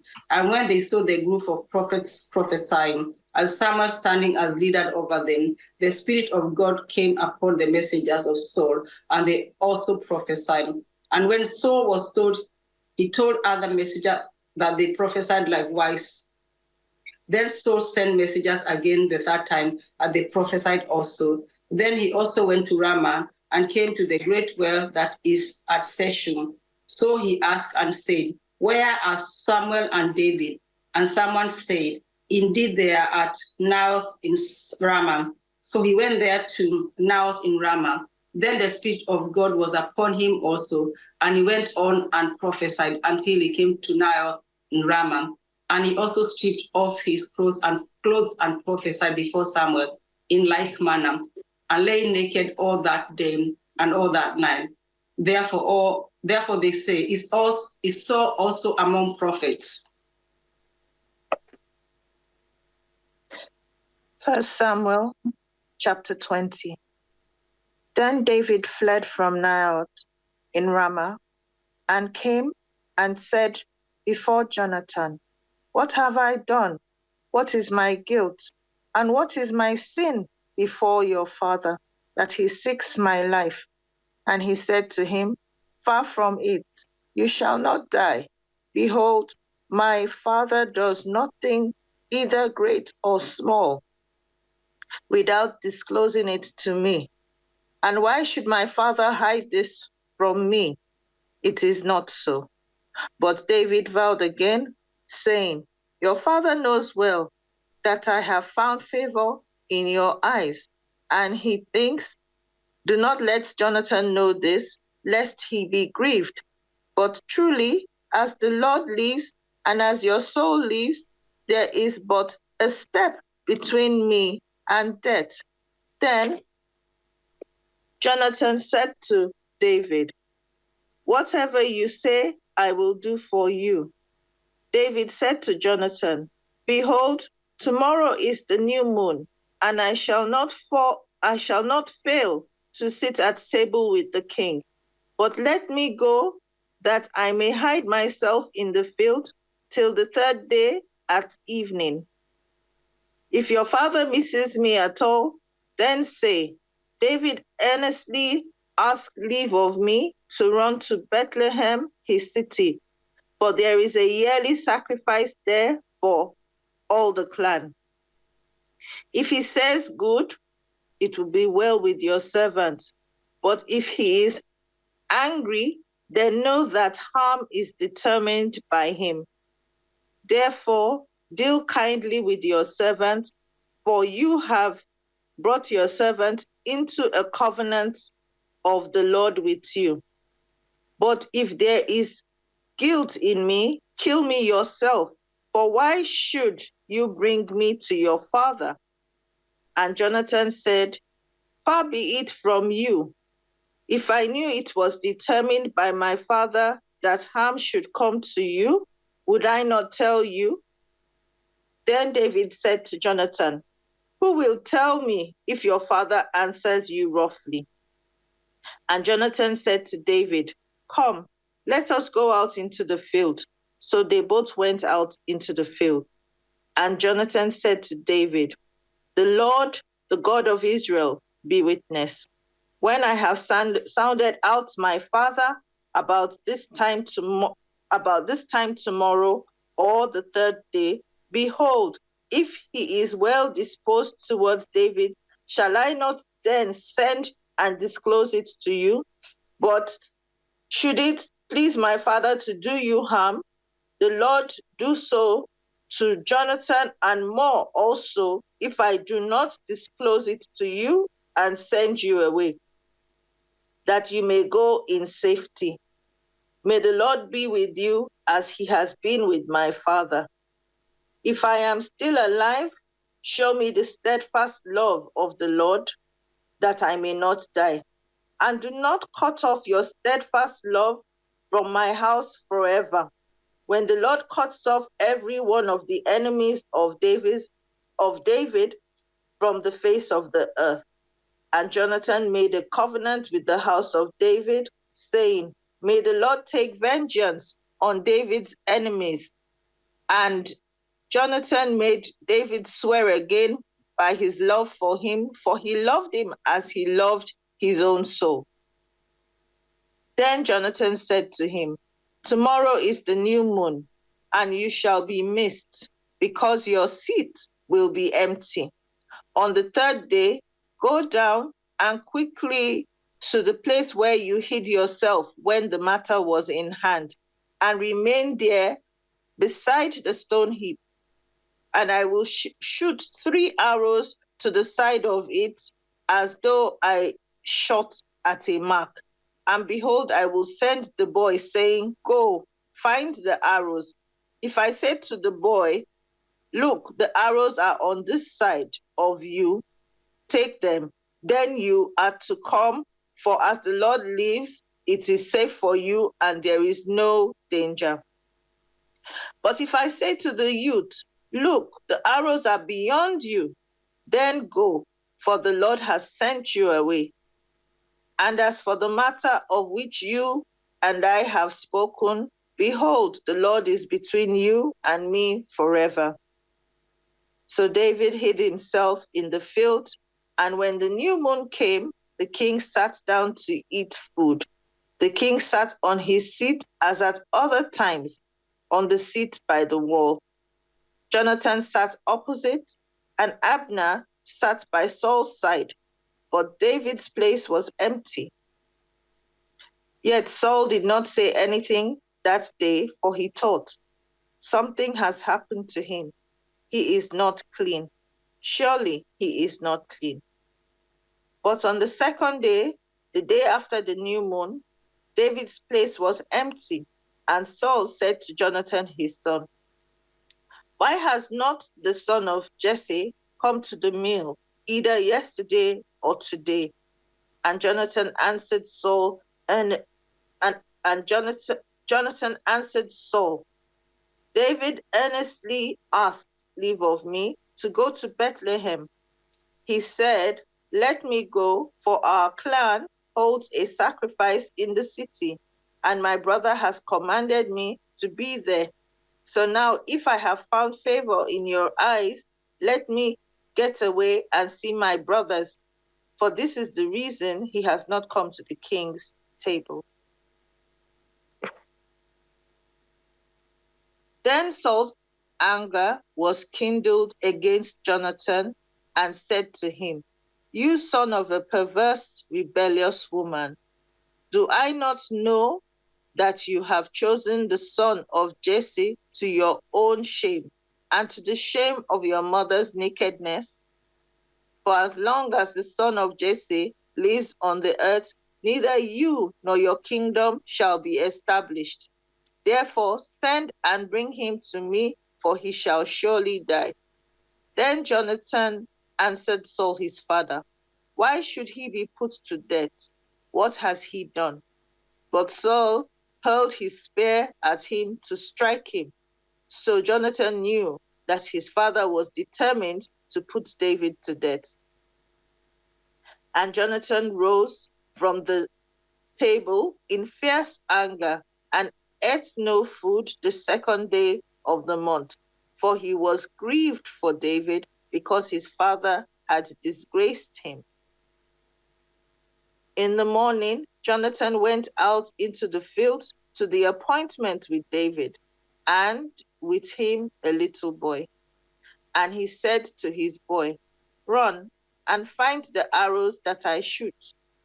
And as the boy ran, he shot an arrow beyond him. And when the boy came to the place of the arrow that Jonathan had shot, Jonathan called after the boy and said, "Is not the arrow beyond you?" And Jonathan called after the boy, "Hurry, be quick, do not stay." So Jonathan's boy gathered up the arrows and came to his master. But the boy knew nothing. Only Jonathan and David knew the matter. And Jonathan gave his weapons to his boy and said to him, "Go and carry them to the city." And as soon as the boy had gone, David rose from beside the stone heap and fell on his face to the ground and bowed 3 times. And they kissed one another and wept with one another, David weeping the most. Then Jonathan said to David, "Go in peace, because we have sworn, both of us, in the name of the Lord, saying, the Lord shall be between me and you, and between my offspring and your offspring forever." And he rose and departed, and Jonathan went into the city. 21. Then came David to Noah, to Abimelech, the priest, and Abimelech was afraid at the meeting of David, and said unto him, "Why art thou alone, and no man with thee?" And David said unto Abimelech the priest, "The king had commanded me a business, and had said unto me, Let no man know anything of the business whereabouts I send thee, and what I've commanded thee. And I have appointed my servants to such and such a place. Now therefore, what is under thine hand? Give me 5 loaves of bread in mine hand, or what there is present." And the priest answered David and said, "There is no common bread under mine hand, but there is hallowed bread, if the young men have kept themselves at least from women." And David answered the priest and said unto him, "Of a truth women have been kept from us about these 3 days since I came out, and the vessels of the young men are holy, and the bread is in a manner common. Yea, though it were sanctified this day in the vessel." So the priest gave him hallowed bread, for there was no bread there but the showbread that was taken from before the Lord, to put hot bread in the day when it was taken away. Now a certain man of the servants of Saul was there that day, detained before the Lord, and his name was Doeg, an Edomite, the chiefest of the herdmen that belonged to Saul. And David said to Abimelech, "And is there not here under thine hand spear or sword? For I have neither brought my sword nor my weapons with me, because the king's business required haste." And the priest said, "The sword of Goliath and Philistine, whom thou slewest in the valley of Elah, behold, it is here wrapped in a cloth behind the ephod. If thou wilt take that, take it, for there is no other save that here." And David said, "There is none like that, give it me." And David arose and fled that day for fear of Saul, and went to Achish, the king of Gath. And the servants of Achish said unto him, "Is not this David the king of the land? Did they not sing one to another of him in dances, saying, Saul had slain his thousands, and David his 10,000s? And David laid up these words in his heart, and was sore afraid of Achish the king of Gath. And he changed his behavior before them, and fanned himself mad in their hands, and scribbled on the doors of the gate, and let his spittle fall down upon his beard. Then said Achish unto his servants, Lo, ye see the man is mad. Wherefore then have ye brought him to me? Have I need of madmen, that ye have brought this fellow to play the madman in my presence? Shall this fellow come into my house? Then the others began coming, men who were in trouble or in debt, or who were discontent, until David was the captain of 400 men. Later, David went to Mizpeh in Moab, where he asked the king, please allow my father and mother to live here with you until I know what God is going to do for me. So David's parents stayed in Moab with the king during the entire time David was living in the stronghold. One day, the prophet Gad told David, leave the stronghold and return to the land of Judah. So David went to the forest of Hereth. The news of his arrival in Judah soon reached Saul. At the time, the king was sitting beneath the tamarisk tree on the hill of Gibeah, holding his spear surrounded by his officers. Listen here, you men of Benjamin, Saul shouted to his officer when he heard the news. Has that son of Jesse promised every one of you fields and vineyards? Has he promised to make you all generals and captains in his army? Is that why you have conspired against me? For not one of you told me when my own son made a solemn pact with the son of Jesse. You're not even sorry for me. Think of it, my own son encouraging him to kill me, as he's trying to do this every day. Then Doeg, the Edomite, who was standing there with Saul's men, spoke up. When I was at Nob, he said, I saw the son of Jesse talking to the priest, Ahimelech, son of Ahitub. Ahimelech consulted the Lord for him. Then he gave him food and a sword of Goliath, the Philistine. King Saul immediately sent for Ahimelech and all his family, who served as the priest of Nob. When they arrived, Saul shouted at him, Listen to me, you son of Ahitub. What is it, my king? Ahimelech asked. Why have you and your son Jesse conspired against me? Saul demanded. Why did you give him food and a sword? Why have you consulted God for him? Why have you encouraged him to kill me as he is trying to do this very day? But sir, Ahimelech replied, is anyone among all of your servants as faithful as David, your son-in-law? Why? Is he the captain of your bodyguard and a highly honored member of your household? This was certainly not the first time I had consulted God for him. May the king not accuse me and my family in this matter, for I knew nothing at all of any plot against you. You will surely die, Ahimelech, along with your entire family, the king shouted. And he ordered his bodyguards to kill the priests of the Lord, for they are all allies and conspirators with David. They knew he was running away from me, but they didn't tell me. But Saul's men refused to kill the Lord's priests. Then the king said to Doeg, you do it. So Doeg the Edomite turned on them and killed them that day, 85 priests in all, still wearing their priestly garments. Then he went to Nob, the town of the priests, and killed the priest's family, men and women, children and babies, and all the cattle, donkeys, and sheep and goats. Only Abiathar, one of the sons of Ahimelech, escaped and fled to David. When he told David that Saul had killed the priests of the Lord, David explained, I knew it. When I saw Doeg, the Edomite, that day, I knew he was sure to tell Saul, now I have caused the death of all your family and friends. Stay here with me and don't be afraid. I'll protect you with my own life, for the same person wants to kill us both. Lingala,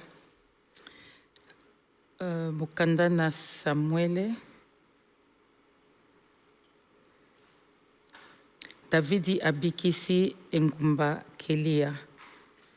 Tango bayebisaki Davidi ete bato ya Filistia bazalaki kobundisa engumba Kelia pe bazali kozwa na makasi ble na bilanga na bango. Davidi atunaki Yawe alobi.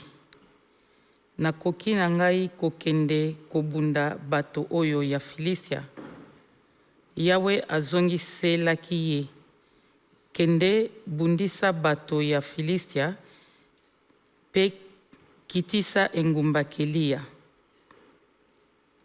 Kasi basoda ya Davidi bayebisaki ye, soki awa kati na Yuda tozali kobanga ekozala boni soki tokei na Keila kobundisa bato ya Filistia.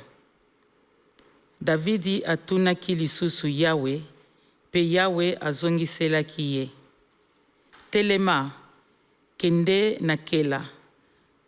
Pamba te nazali kokaba bato ya Filistia na maboko na yo.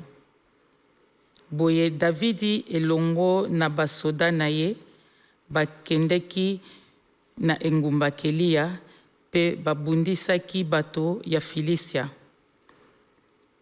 Babotolaki biloko pe biwele na bango. Davidi abetaki makasi bato ya Filistia pe na bongo abikisaki bato ya Kelia. Nzokande tango Abiatari mwana mobali ya Ahimeleki akimaki epai ya Davidi na engumba Kelia, amemaki elongo na ye efode oyo basalelaka po na kotuna Yawe makambo. Saulo alandi Davidi. Tango bayebisaki Saulo ete Davidi akomi na Keila, Saulo alobaki, Nzambe akabi ye na maboko nanga, pamba te lokola Davidi akoti na engumba oyo, ezali na bikuke pe bikangelo ami kotisi ya moko na boloko. Saulo asangisaki mapinga na ye nyonso pona bitumba po ete bakende na Kelia kozongisa Davidi elongo na bato na ye. Tango Davidi ayokaki sango ya mabe oyo Saulo azalaki kobongisa po na ye, alobaki na nganga Nzambe Abiatari ete amema efode oyo basalelaka po na kotuna Yawe makambo.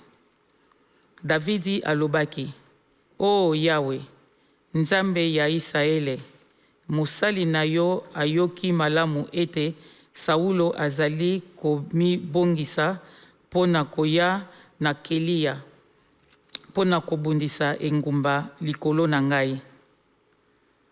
Boni bakambi ya Kelia bakokaba ngai penza na maboko na ye.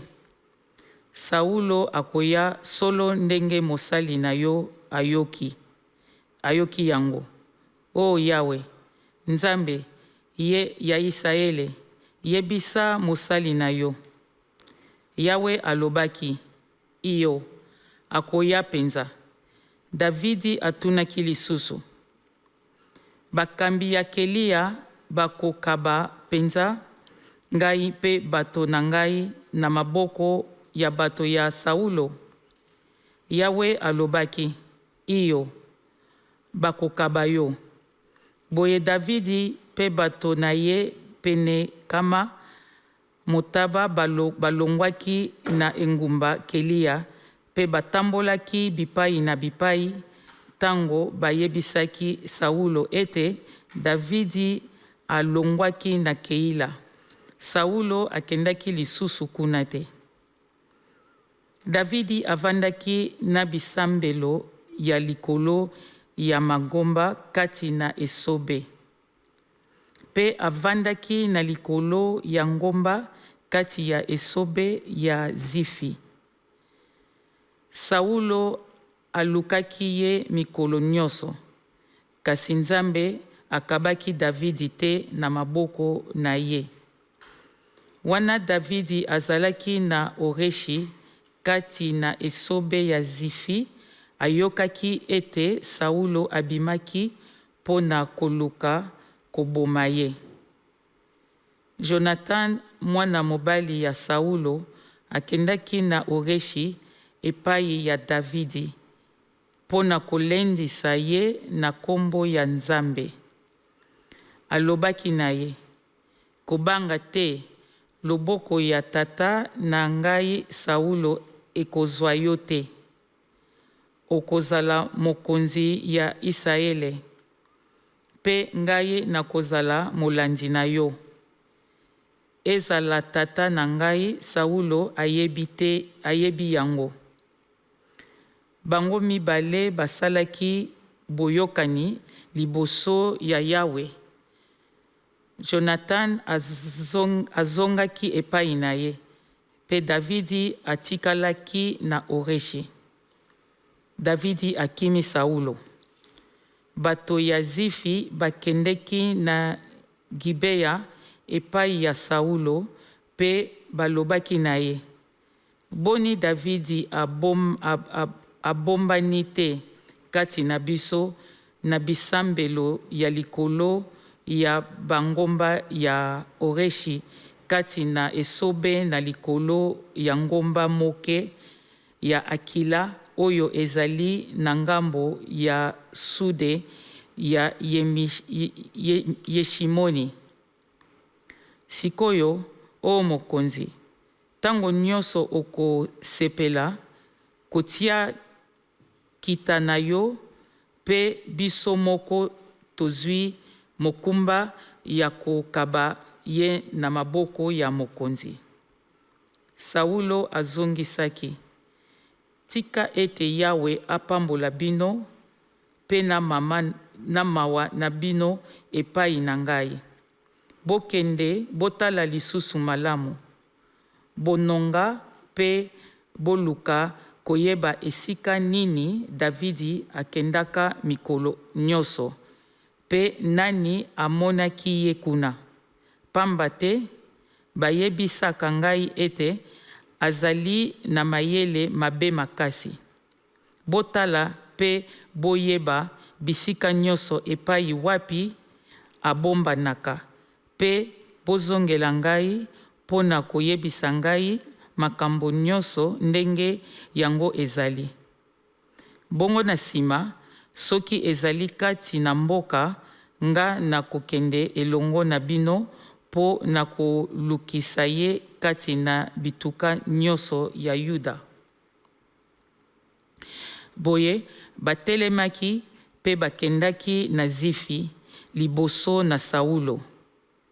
Nzokande Davidi elongo na bato na ye bazalaki kati na esobe ya Maoni, na etanda ya Araba, na ngambo ya sude ya Yeshimoni. Saulo elongo na bato na ye bakomaki koluka Davidi. Tango bayebisaki Davidi ete bazalaki koluka ye, akitaki kati na libanga monene pe avandaki kati na esobe ya Maoni. Pe tango Saulo ayokaki bongo, akotaki kati na esobe yango ya Maoni mpo na kolanda Davidi. Saulo azalaki kotambola na ngambo moko ya ngomba, bango Davidi pe bato na ye bazalaki kotambola na ngambo mosusu pe kokima mbangu mosika ya Saulo. Lokola Saulo pe mapinga na ye bazalaki koluka kozingela Davidi, pe bato na ye pona kokanga bango, momemisango moko ayaki epai ya Saulo pe alobaki na ye, yaka noki, bato ya Filistia bakoti na mokili. Mbala moko, Saulo atikaki kolanda Davidi pona kokende kokutana na bato ya Filistia.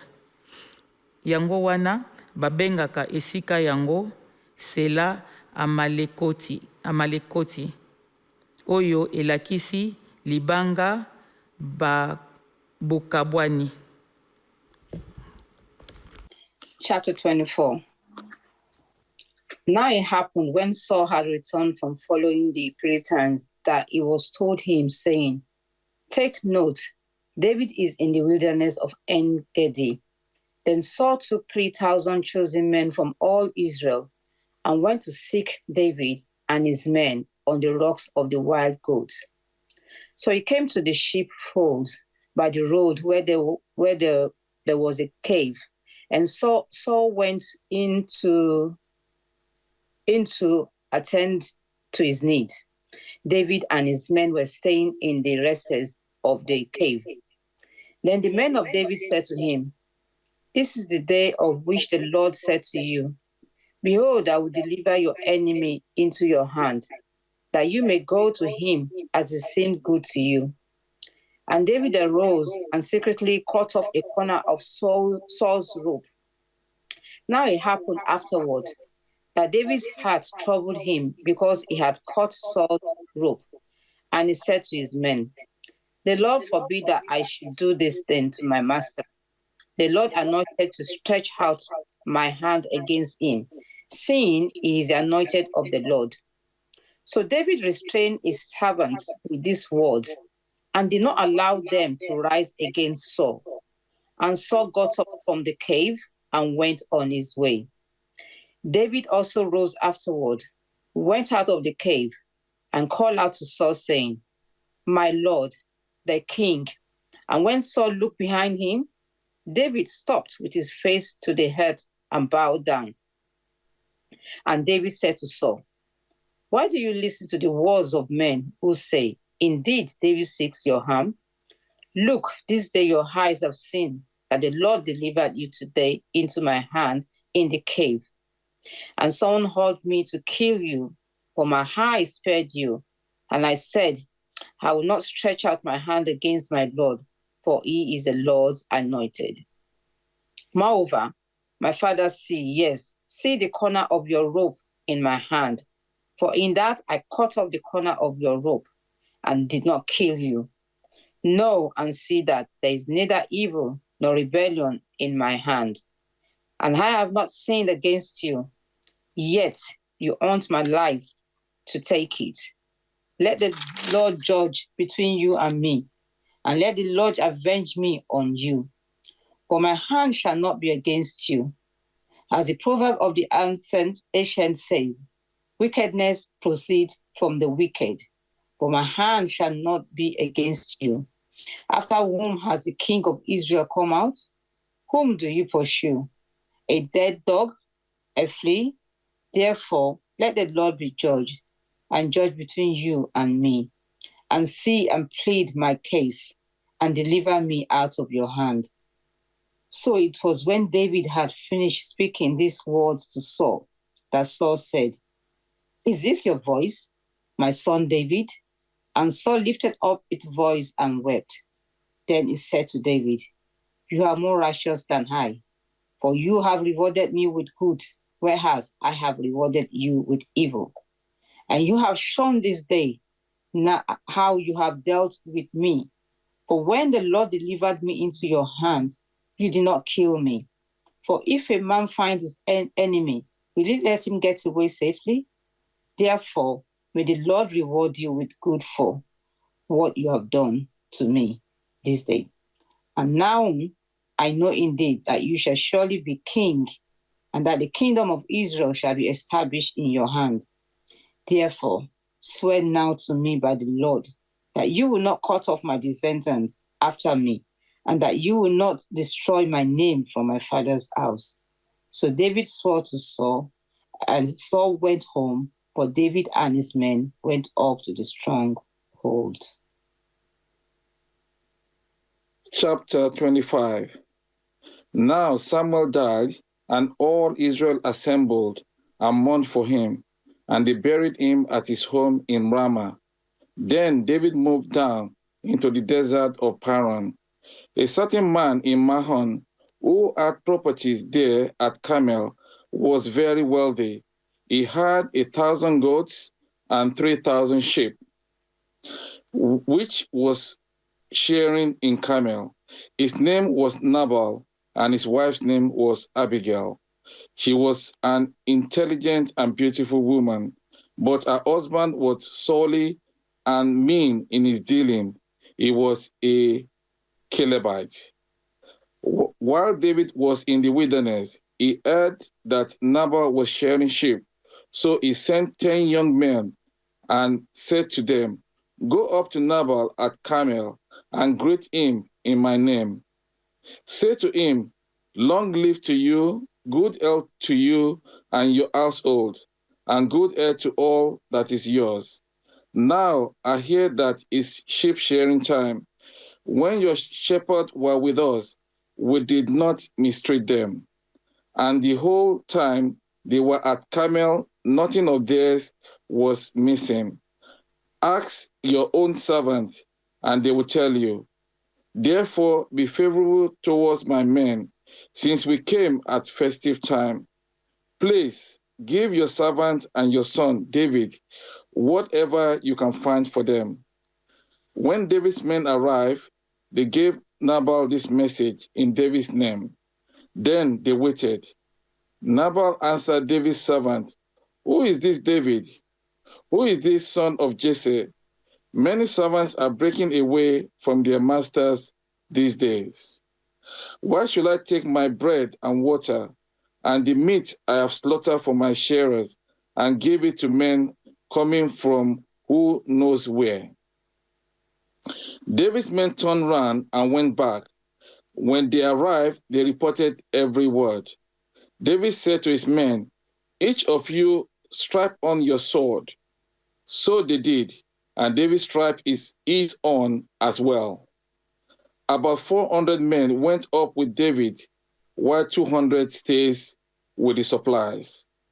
One of the servants told Abigail, Nabal's wife, "David sent messengers from the wilderness to give our master his message, but he hurled insult at them. Yet these men were very good to us. They did not mistreat us. And the whole time we were out in the fields near them, nothing was missing. Night and day they were a wall around us. The whole time we were herding our sheep near them. Now think it over and see what you can do, because disaster is hanging over our master and his whole household. He is such a wicked man that no one can talk to him." Abigail acted quickly. She took 200 loaves of bread, 2 skins of wine, 5 dressed sheep, 5 seahs of roasted grain, 100 cakes of raisin, and 200 cakes of pressed figs, and loaded them on donkeys. Then she told her servant, "Go on ahead, I will follow you." But she did not tell her husband Nabal. As she came riding a donkey into a mountain ravine, there were David and his men descending towards her, and she met them. David had just said, "It's been useless, all my watching over this fellow's property in the wilderness, so that nothing of it was missing. He has paid me back evil for good.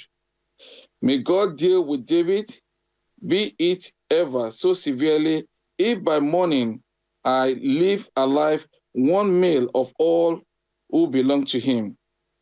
When Abigail saw David, she quickly got off a donkey and bowed down before David with her face to the ground. She fell at his feet and said, "Pardon your servant, my lord, and let me speak to you.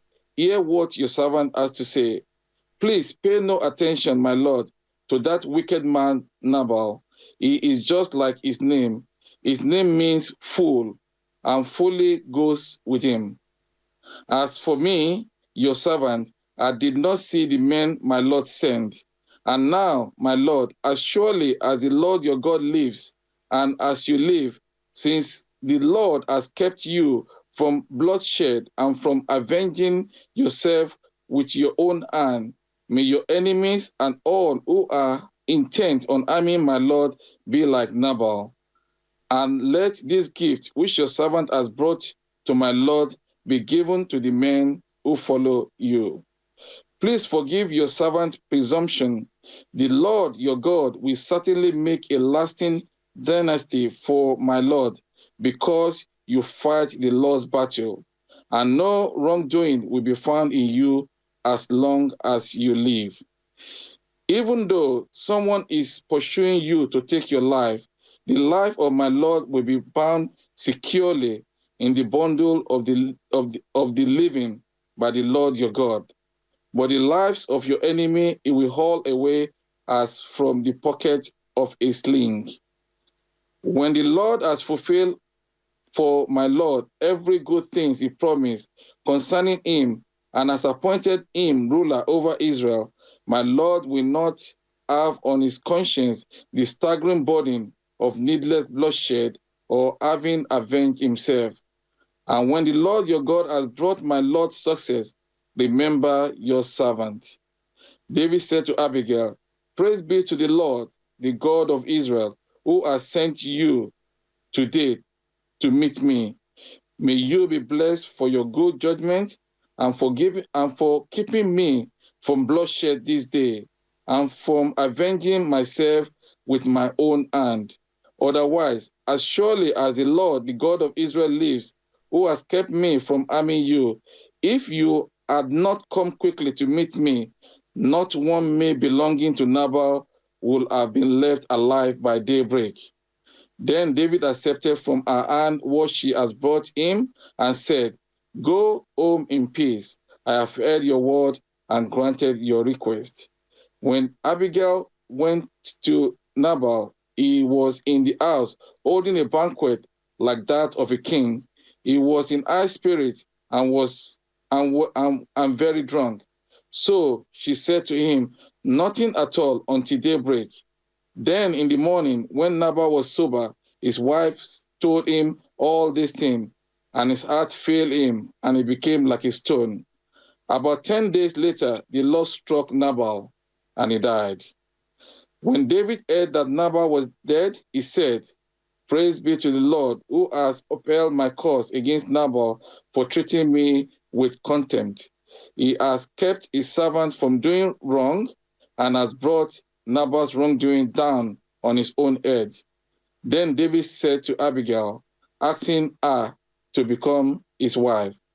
His servant went to Carmel and said to Abigail, David has sent us to you to take you to become his wife. She bowed down with her face to the ground and said, I am your servant, and I'm ready to serve you and wash the feet of my Lord's servant. Abigail quickly got on a donkey, attended by her 5 female servants, went with David's messenger and became his wife. David has also married Ahinoam of Jezreel, and they both were his wife. But Saul had given his daughter Michal, David's wife, to Paltiel, son of Laish, who was from Galim.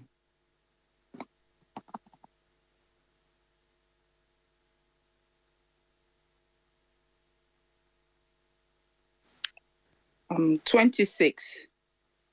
And the Zibites came unto Saul to Gibeah, saying, Doth not David hide himself in the hill of Acacia, which is before Jehimon?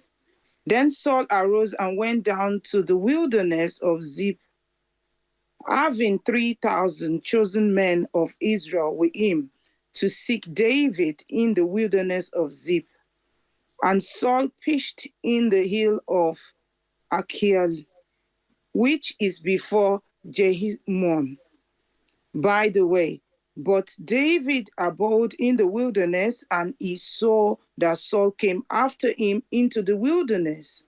David therefore went out spices and understood that Saul was come in very deed. And David arose and came to the place where Saul had pitched. And David beheld the place where Saul lay, and Abner, the son of Ner, the captain of his host, and Saul lay in the trench, and the people pitched around him. Then David answered and said to Abimelech the Hittite, and to Abishai, the son of Zeruiah, brother of Joab, saying, Who will go down with me to Saul to the camp? And Abishai said, I will go down with thee. So David and Abishai came to the people by night, and behold, Saul lay sleeping within the trench, and his spear stuck in the ground at his bolster. But Abner and the people lay around about him. Then said Abishai to David, God hath delivered thine enemy into thine hand this day.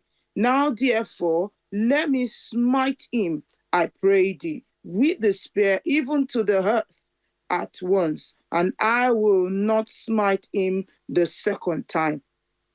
And David said to Abishai, destroy him not, for who can stretch forth his hand against the Lord's anointed and be guiltless?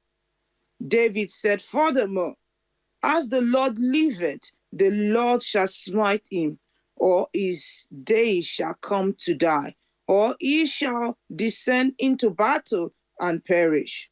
The Lord forbid that I should stretch forth mine hand against the Lord's anointed. But I pray thee, take thou now the spear that is at his bolster, and the cruse of water, and let us go. So David took the spear and the cruse of water from Saul's bolster, and they got them away, and no man saw it, nor knew it, neither awakened, for they were all asleep, because a deep sleep from the Lord was fallen upon them. Then David went over to the other side and stood on the top of an hill afar off, a great space being between them. And David cried to the people and to Abner, the son of Ner, saying, answerest thou not, Abner? Then Abner answered and said, who art thou that criest to the king? And David said to Abner, art not thou a valiant man? And who is like to thee in Israel? Wherefore then hast thou not kept thy lord the king?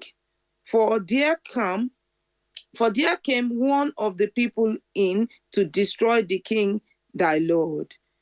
This thing is not good that thou hast done. As the Lord liveth, ye are worthy to die, because ye have not kept your master, the Lord's anointed. And now see where the king's spear is, the cruse of water that was at his bolster. And Saul knew David's voice and said, is this thy voice, my son David? And David said, it is my voice, my lord, O king. And he said, wherefore do my lord thus pursue after this servant? For what have I done, or what evil is in mine hand? Now therefore I pray thee, let my lord the king hear the words of his servant. If the Lord have stirred thee up against me, let him accept an offering. But if they be the children of men, cursed be that day before the Lord, for they have driven me out this day from abiding in the inheritance of the Lord, saying, go serve other gods. Now therefore, let not my blood fall on the earth before the face of the Lord, for the king of Israel is come out to seek a flea, as when one doth hunt a partridge in the mountains. Then said Saul, I have sinned. Return, my son David, for I will no more do thee harm, because my soul was precious in thy eyes this day. Behold, I have played the fool, and have heard exceedingly. And David answered and said, behold, the king's spear, and let one of the young men come over and fetch it. The Lord rendered to every man his righteousness and his faithfulness, for the Lord delivered thee into my hand today. But I would not stretch forth my hand against the Lord's anointed. And behold, as thy life was much set by this day in mine eyes, so let my life be much set by in the eyes of the Lord, and let him deliver me out of all tribulation. Then Saul said to David, Blessed be thou, my son David. Thou shalt both do great things and also shalt still prevail. So David went on his way, and Saul returned to his place. Chapter 27. But David said in his heart, Now I will die one day by the hand of Saul. There is nothing better for me than to escape to the land of the Philistines, when Saul will give up searching for me inside the borders of Israel, and I will escape from his hand once and for all. So David and the 600 men who were with him arose and crossed over to Achish, the son of Maok, king of Gath. And David lived with Achish at Gath, he and his men, each man with his household, and David with his 2 wives, Ahinoam the Jezreelitess, and Abigail the Carmelitess, who was Nabal's widow. When Saul was told that David had fled to Gath, he no longer searched for him. Then David said to Achish, If I have found favor in your sight, let me be given a place of my own in one of the cities in the country, so that I may live there, for why should your servant live in the royal city with you? Then Achish gave David the town of Ziklag that day. Therefore Ziklag has belonged to the kings of Judah to this day. The number of days that David lived in the country of the Philistines was 1 year and 4 months. Now David and his men went up and raided the Geshurites, the Girzites, and the Amalekites, the enemies of Israel that Joshua had failed to annihilate, for they had inhabited the land from ancient times, as one comes from Shur even as far as the land of Egypt. David attacked the land and did not leave a man or woman alive, but he took the sheep, the cattle, the donkeys, the camels, and the clothing, and returned to Achish. When Achish asked, Where did you raid today? David replied, Against the Negev, the south country of Judah, and against the Negev of the Jerahmeelites, and against the Negev of the Kenites.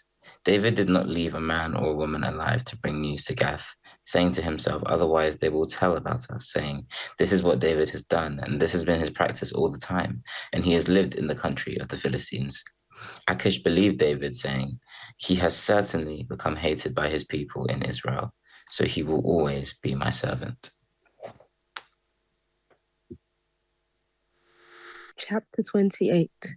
In those days, the Philistines gathered their forces for war to fight against Israel, and Achish said to David, Understand that you and your men are going out with me in the army. David said to Achish, Very well, you shall know what your servant can do. And Achish said to David, Very well, I will make you my bodyguard for life. Now Samuel had died, and all Israel had mourned for him and buried him in Ramah, his own city. And Saul had put the mediums and the necromancers out of the land. The Philistines assembled and came and encamped at Shunem. And Saul gathered all Israel, and they encamped at Gilboa. When Saul saw the army of Philistines, he was afraid, and his heart trembled greatly. And when Saul inquired of the Lord did not answer him, either by dreams or by Urim or by prophets. Then Saul said to servants, Seek out for me a woman who is a medium, that I may go to her and inquire of her. And his servants said to him, Behold, there is a medium at Ednor. So Saul disguised himself and put on other garments and went, he and the 2 men with him. And they came to the woman by night, and he said, Divine for me by a spirit, and bring up for me whomever I shall name to you. The woman said to him, Surely you know what Saul has done, how he has cut off from the mediums and the necromancers from the land. Why then are you laying a trap for my life to bring about my death? But Saul swore to her by the Lord, As the Lord lives, no punishment shall come upon you first for this thing. Then the woman said, Whom shall I bring up for you? He said, Bring up Samuel for me. When the woman saw Samuel, she cried out with a loud voice, and the woman said to Saul, Why have you deceived me? You are Saul. The king said to her, Do not be afraid. What do you see? And the woman said to Saul, I see a god coming out of the earth. He said to her, What is his appearance? And she said, An old man is coming up, and he is wrapped in a robe. And Saul knew that it was Samuel. And he bowed his face to the ground and paid homage. Then Samuel said to Saul, Why have you disturbed me by bringing me up? Saul answered, I am in great distress, for the Philistines are warring against me. and God has turned away from me and answers me no more, either by prophets or by dreams. Therefore, I have summoned you to tell me what I should do. And Samuel said, Why then do you ask me, since the Lord has turned from you and become your enemy? The Lord has done to you as he spoke by me. For the Lord has torn the kingdom out of your hand and given it to your neighbor, David, because you did not obey the voice of the Lord and did not carry out his fierce wrath against Amalek. Therefore the Lord has done this thing to you this day. Moreover, the Lord will give Israel also with you into the hand of the Philistines, and tomorrow you and your sons shall be with me. The Lord will give the army of Israel also into the hands of the Philistines. Then Saul fell at once, full length on the ground, filled with fear because of the words of Samuel. And there was no strength in him, for he had eaten nothing all day and night. And the woman came to Saul, and when she saw that he was terrified, she said to him, Behold, your servant has obeyed you. I have taken my life in my hand, and have listened to what you have said to me. Now therefore you also obey your servant. Let me set a morsel of bread before you, and eat, that you may have strength when you go on your way. He refused and said, I will not eat, but his servants... He refused and said, I will not eat, but his servants together with the woman urged him, and he listened to their words. So he arose from the earth and sat on the bed. Now the woman had a fattened calf in the house, and she quickly killed it. And she took flour and kneaded it, and baked unleavened bread with it. And she put it before Saul and his servants, and they ate. Then they rose and went away that night. Chapter 29. The Philistines gathered all their forces at Aphek, and Israel camped by the spring in Jezreel. As the Philistines' rulers marched with their units of hundreds and thousands, David and his men were marching at the rear with Achish. The commanders of the Philistines asked, What about these Hebrews? Achish replied, Is this not David, who was an officer of Saul, king of Israel? He has already been with me for over a year, and from the day he left Saul until now, I have found no fault in him. But the Philistine commanders were angry with Achish and said, Send the man back, that he may return to the place you assigned him. He must not go with us into battle, or he will turn against us during the fighting. How better could he regain his master's favor than by taking the heads of our own men? Isn't this the David they sang about in their dances? Saul has slain his thousands, and David his tens of thousands. So Achish called David and said to him, As surely as the Lord lives, you have been reliable, and I would be pleased to have you serve with me in the army. From the day you came to me until today, I have found no fault in you, but the rulers don't approve of you. Now turn back and go in peace. Do nothing to displease the Philistine rulers. But what have I done? Asked David. What have you found against your servant from the day I came to you until now? Why can't I go and fight against the enemies of my lord the king? Achish answered, I know that you have been as pleasing in my eyes as an angel of God. Nevertheless, the Philistine commanders have said, he must not go up with us into battle. Now, get up early, along with your master's servants who have come with you, and leave in the morning as soon as it is light. So David and his men got up early in the morning to go back to the land of the Philistines, and the Philistines went up to Jezreel. Chapter 30. Now it happened when David and his men came to Ziklag on the third day that the Amalekites had invaded the south, and Ziklag, attacked Ziklag and burned it with fire, and had taken captive the women and those who were there, from small to great. They did not kill anyone, but carried them away and went their way.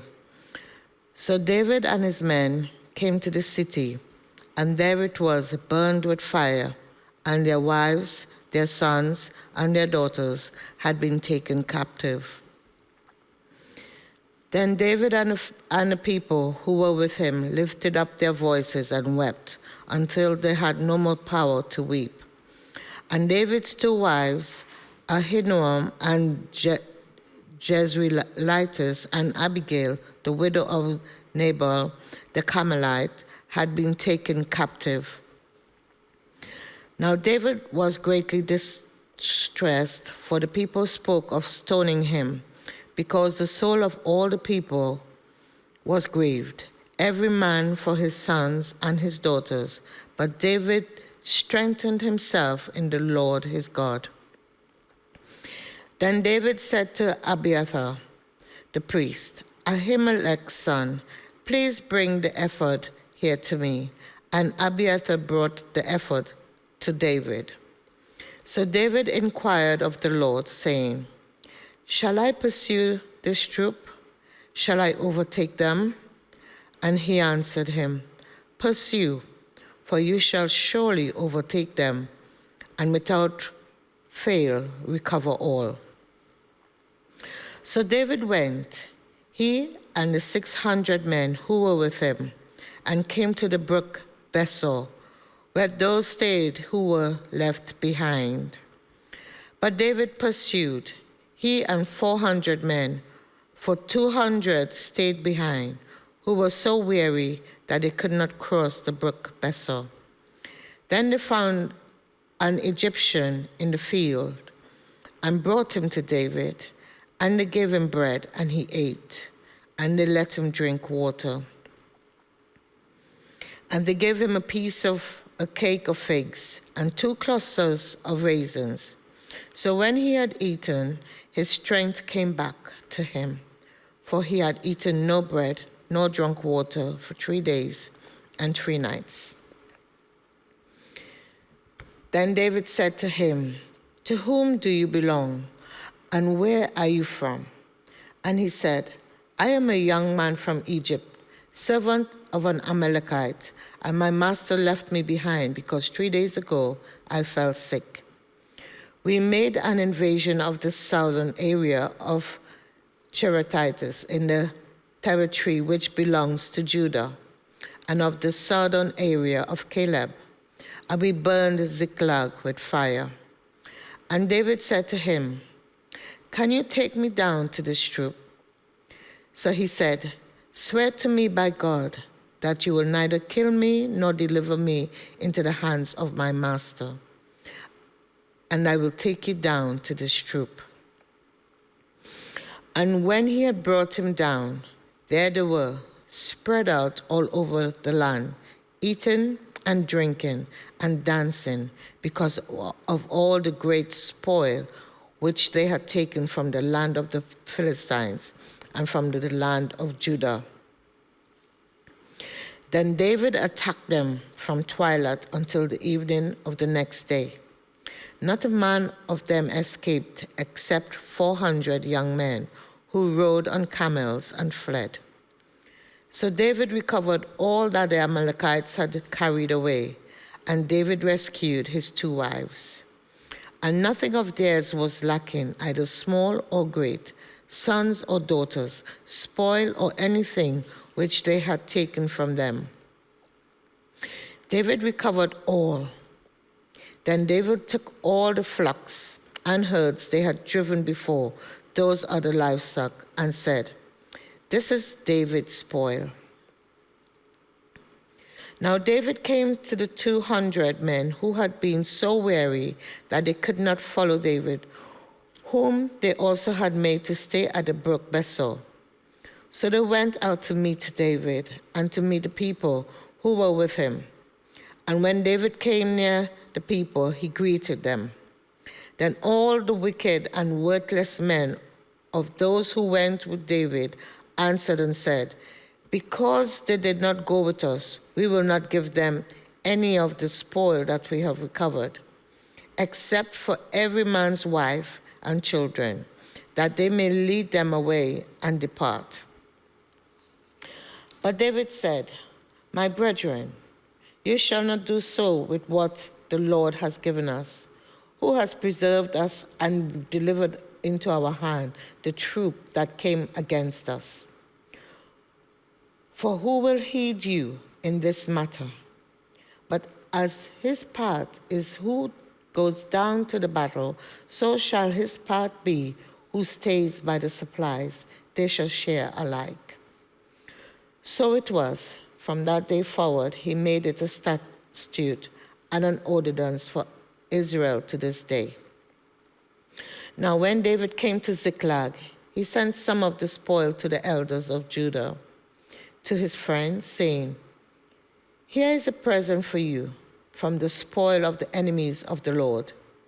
To those who were in Bethel, those who were in Ramoth of the south, those who were in Jatir, those who were in Arah, those who were in Shifmoth, those who were in Estimoa, those who were in Rakal, those who were in the cities of Jerah, Melitis, those who were in the cities of the Kenites, those who were in the Hamor, those who were in Charashan, those who were in Athak, those who were in Hebron, and to all the places where David himself and his men were accustomed to rove."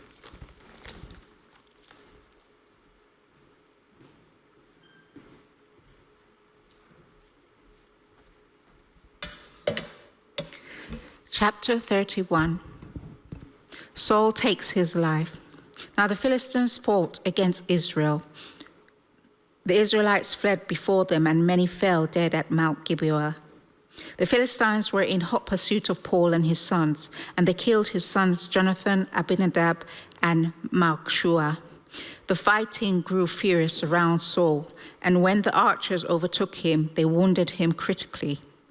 Saul said to his armor bearer, "Draw your sword and run me through, or these uncircumcised fellows will come and run me through and abuse me." But the armor bearer was terrified and would not do it. So Saul took his own sword and fell on it. When the armor bearer saw that Saul was dead, he too fell on his sword and died with him. So Saul and his 3 sons and his armor bearer and all his men died together that same day.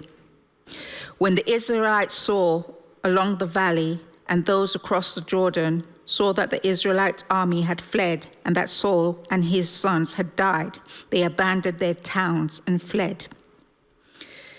And the Philistines came and occupied them. The next day, when the Philistines came to strip the dead, they found Saul and his 3 sons fallen on Mount Gilboa. They cut off his head and stripped off his armor, and they sent messengers throughout the land of the Philistines to proclaim the news in the temple of their idols and among their people. They put his armor in the temple of the Ashtoreth and fastened his body to the wall of Bethshan. When the people of Jabesh Gilead heard what the Philistines had done to Saul, all their valiant men marched through the night to Bethshan. They took down the body of Saul and his sons from the wall of Bethshan and went to Jabesh, where they burned them. Then they took their bones and buried them under a tamarisk tree at Jabesh, and they fasted for 7 days.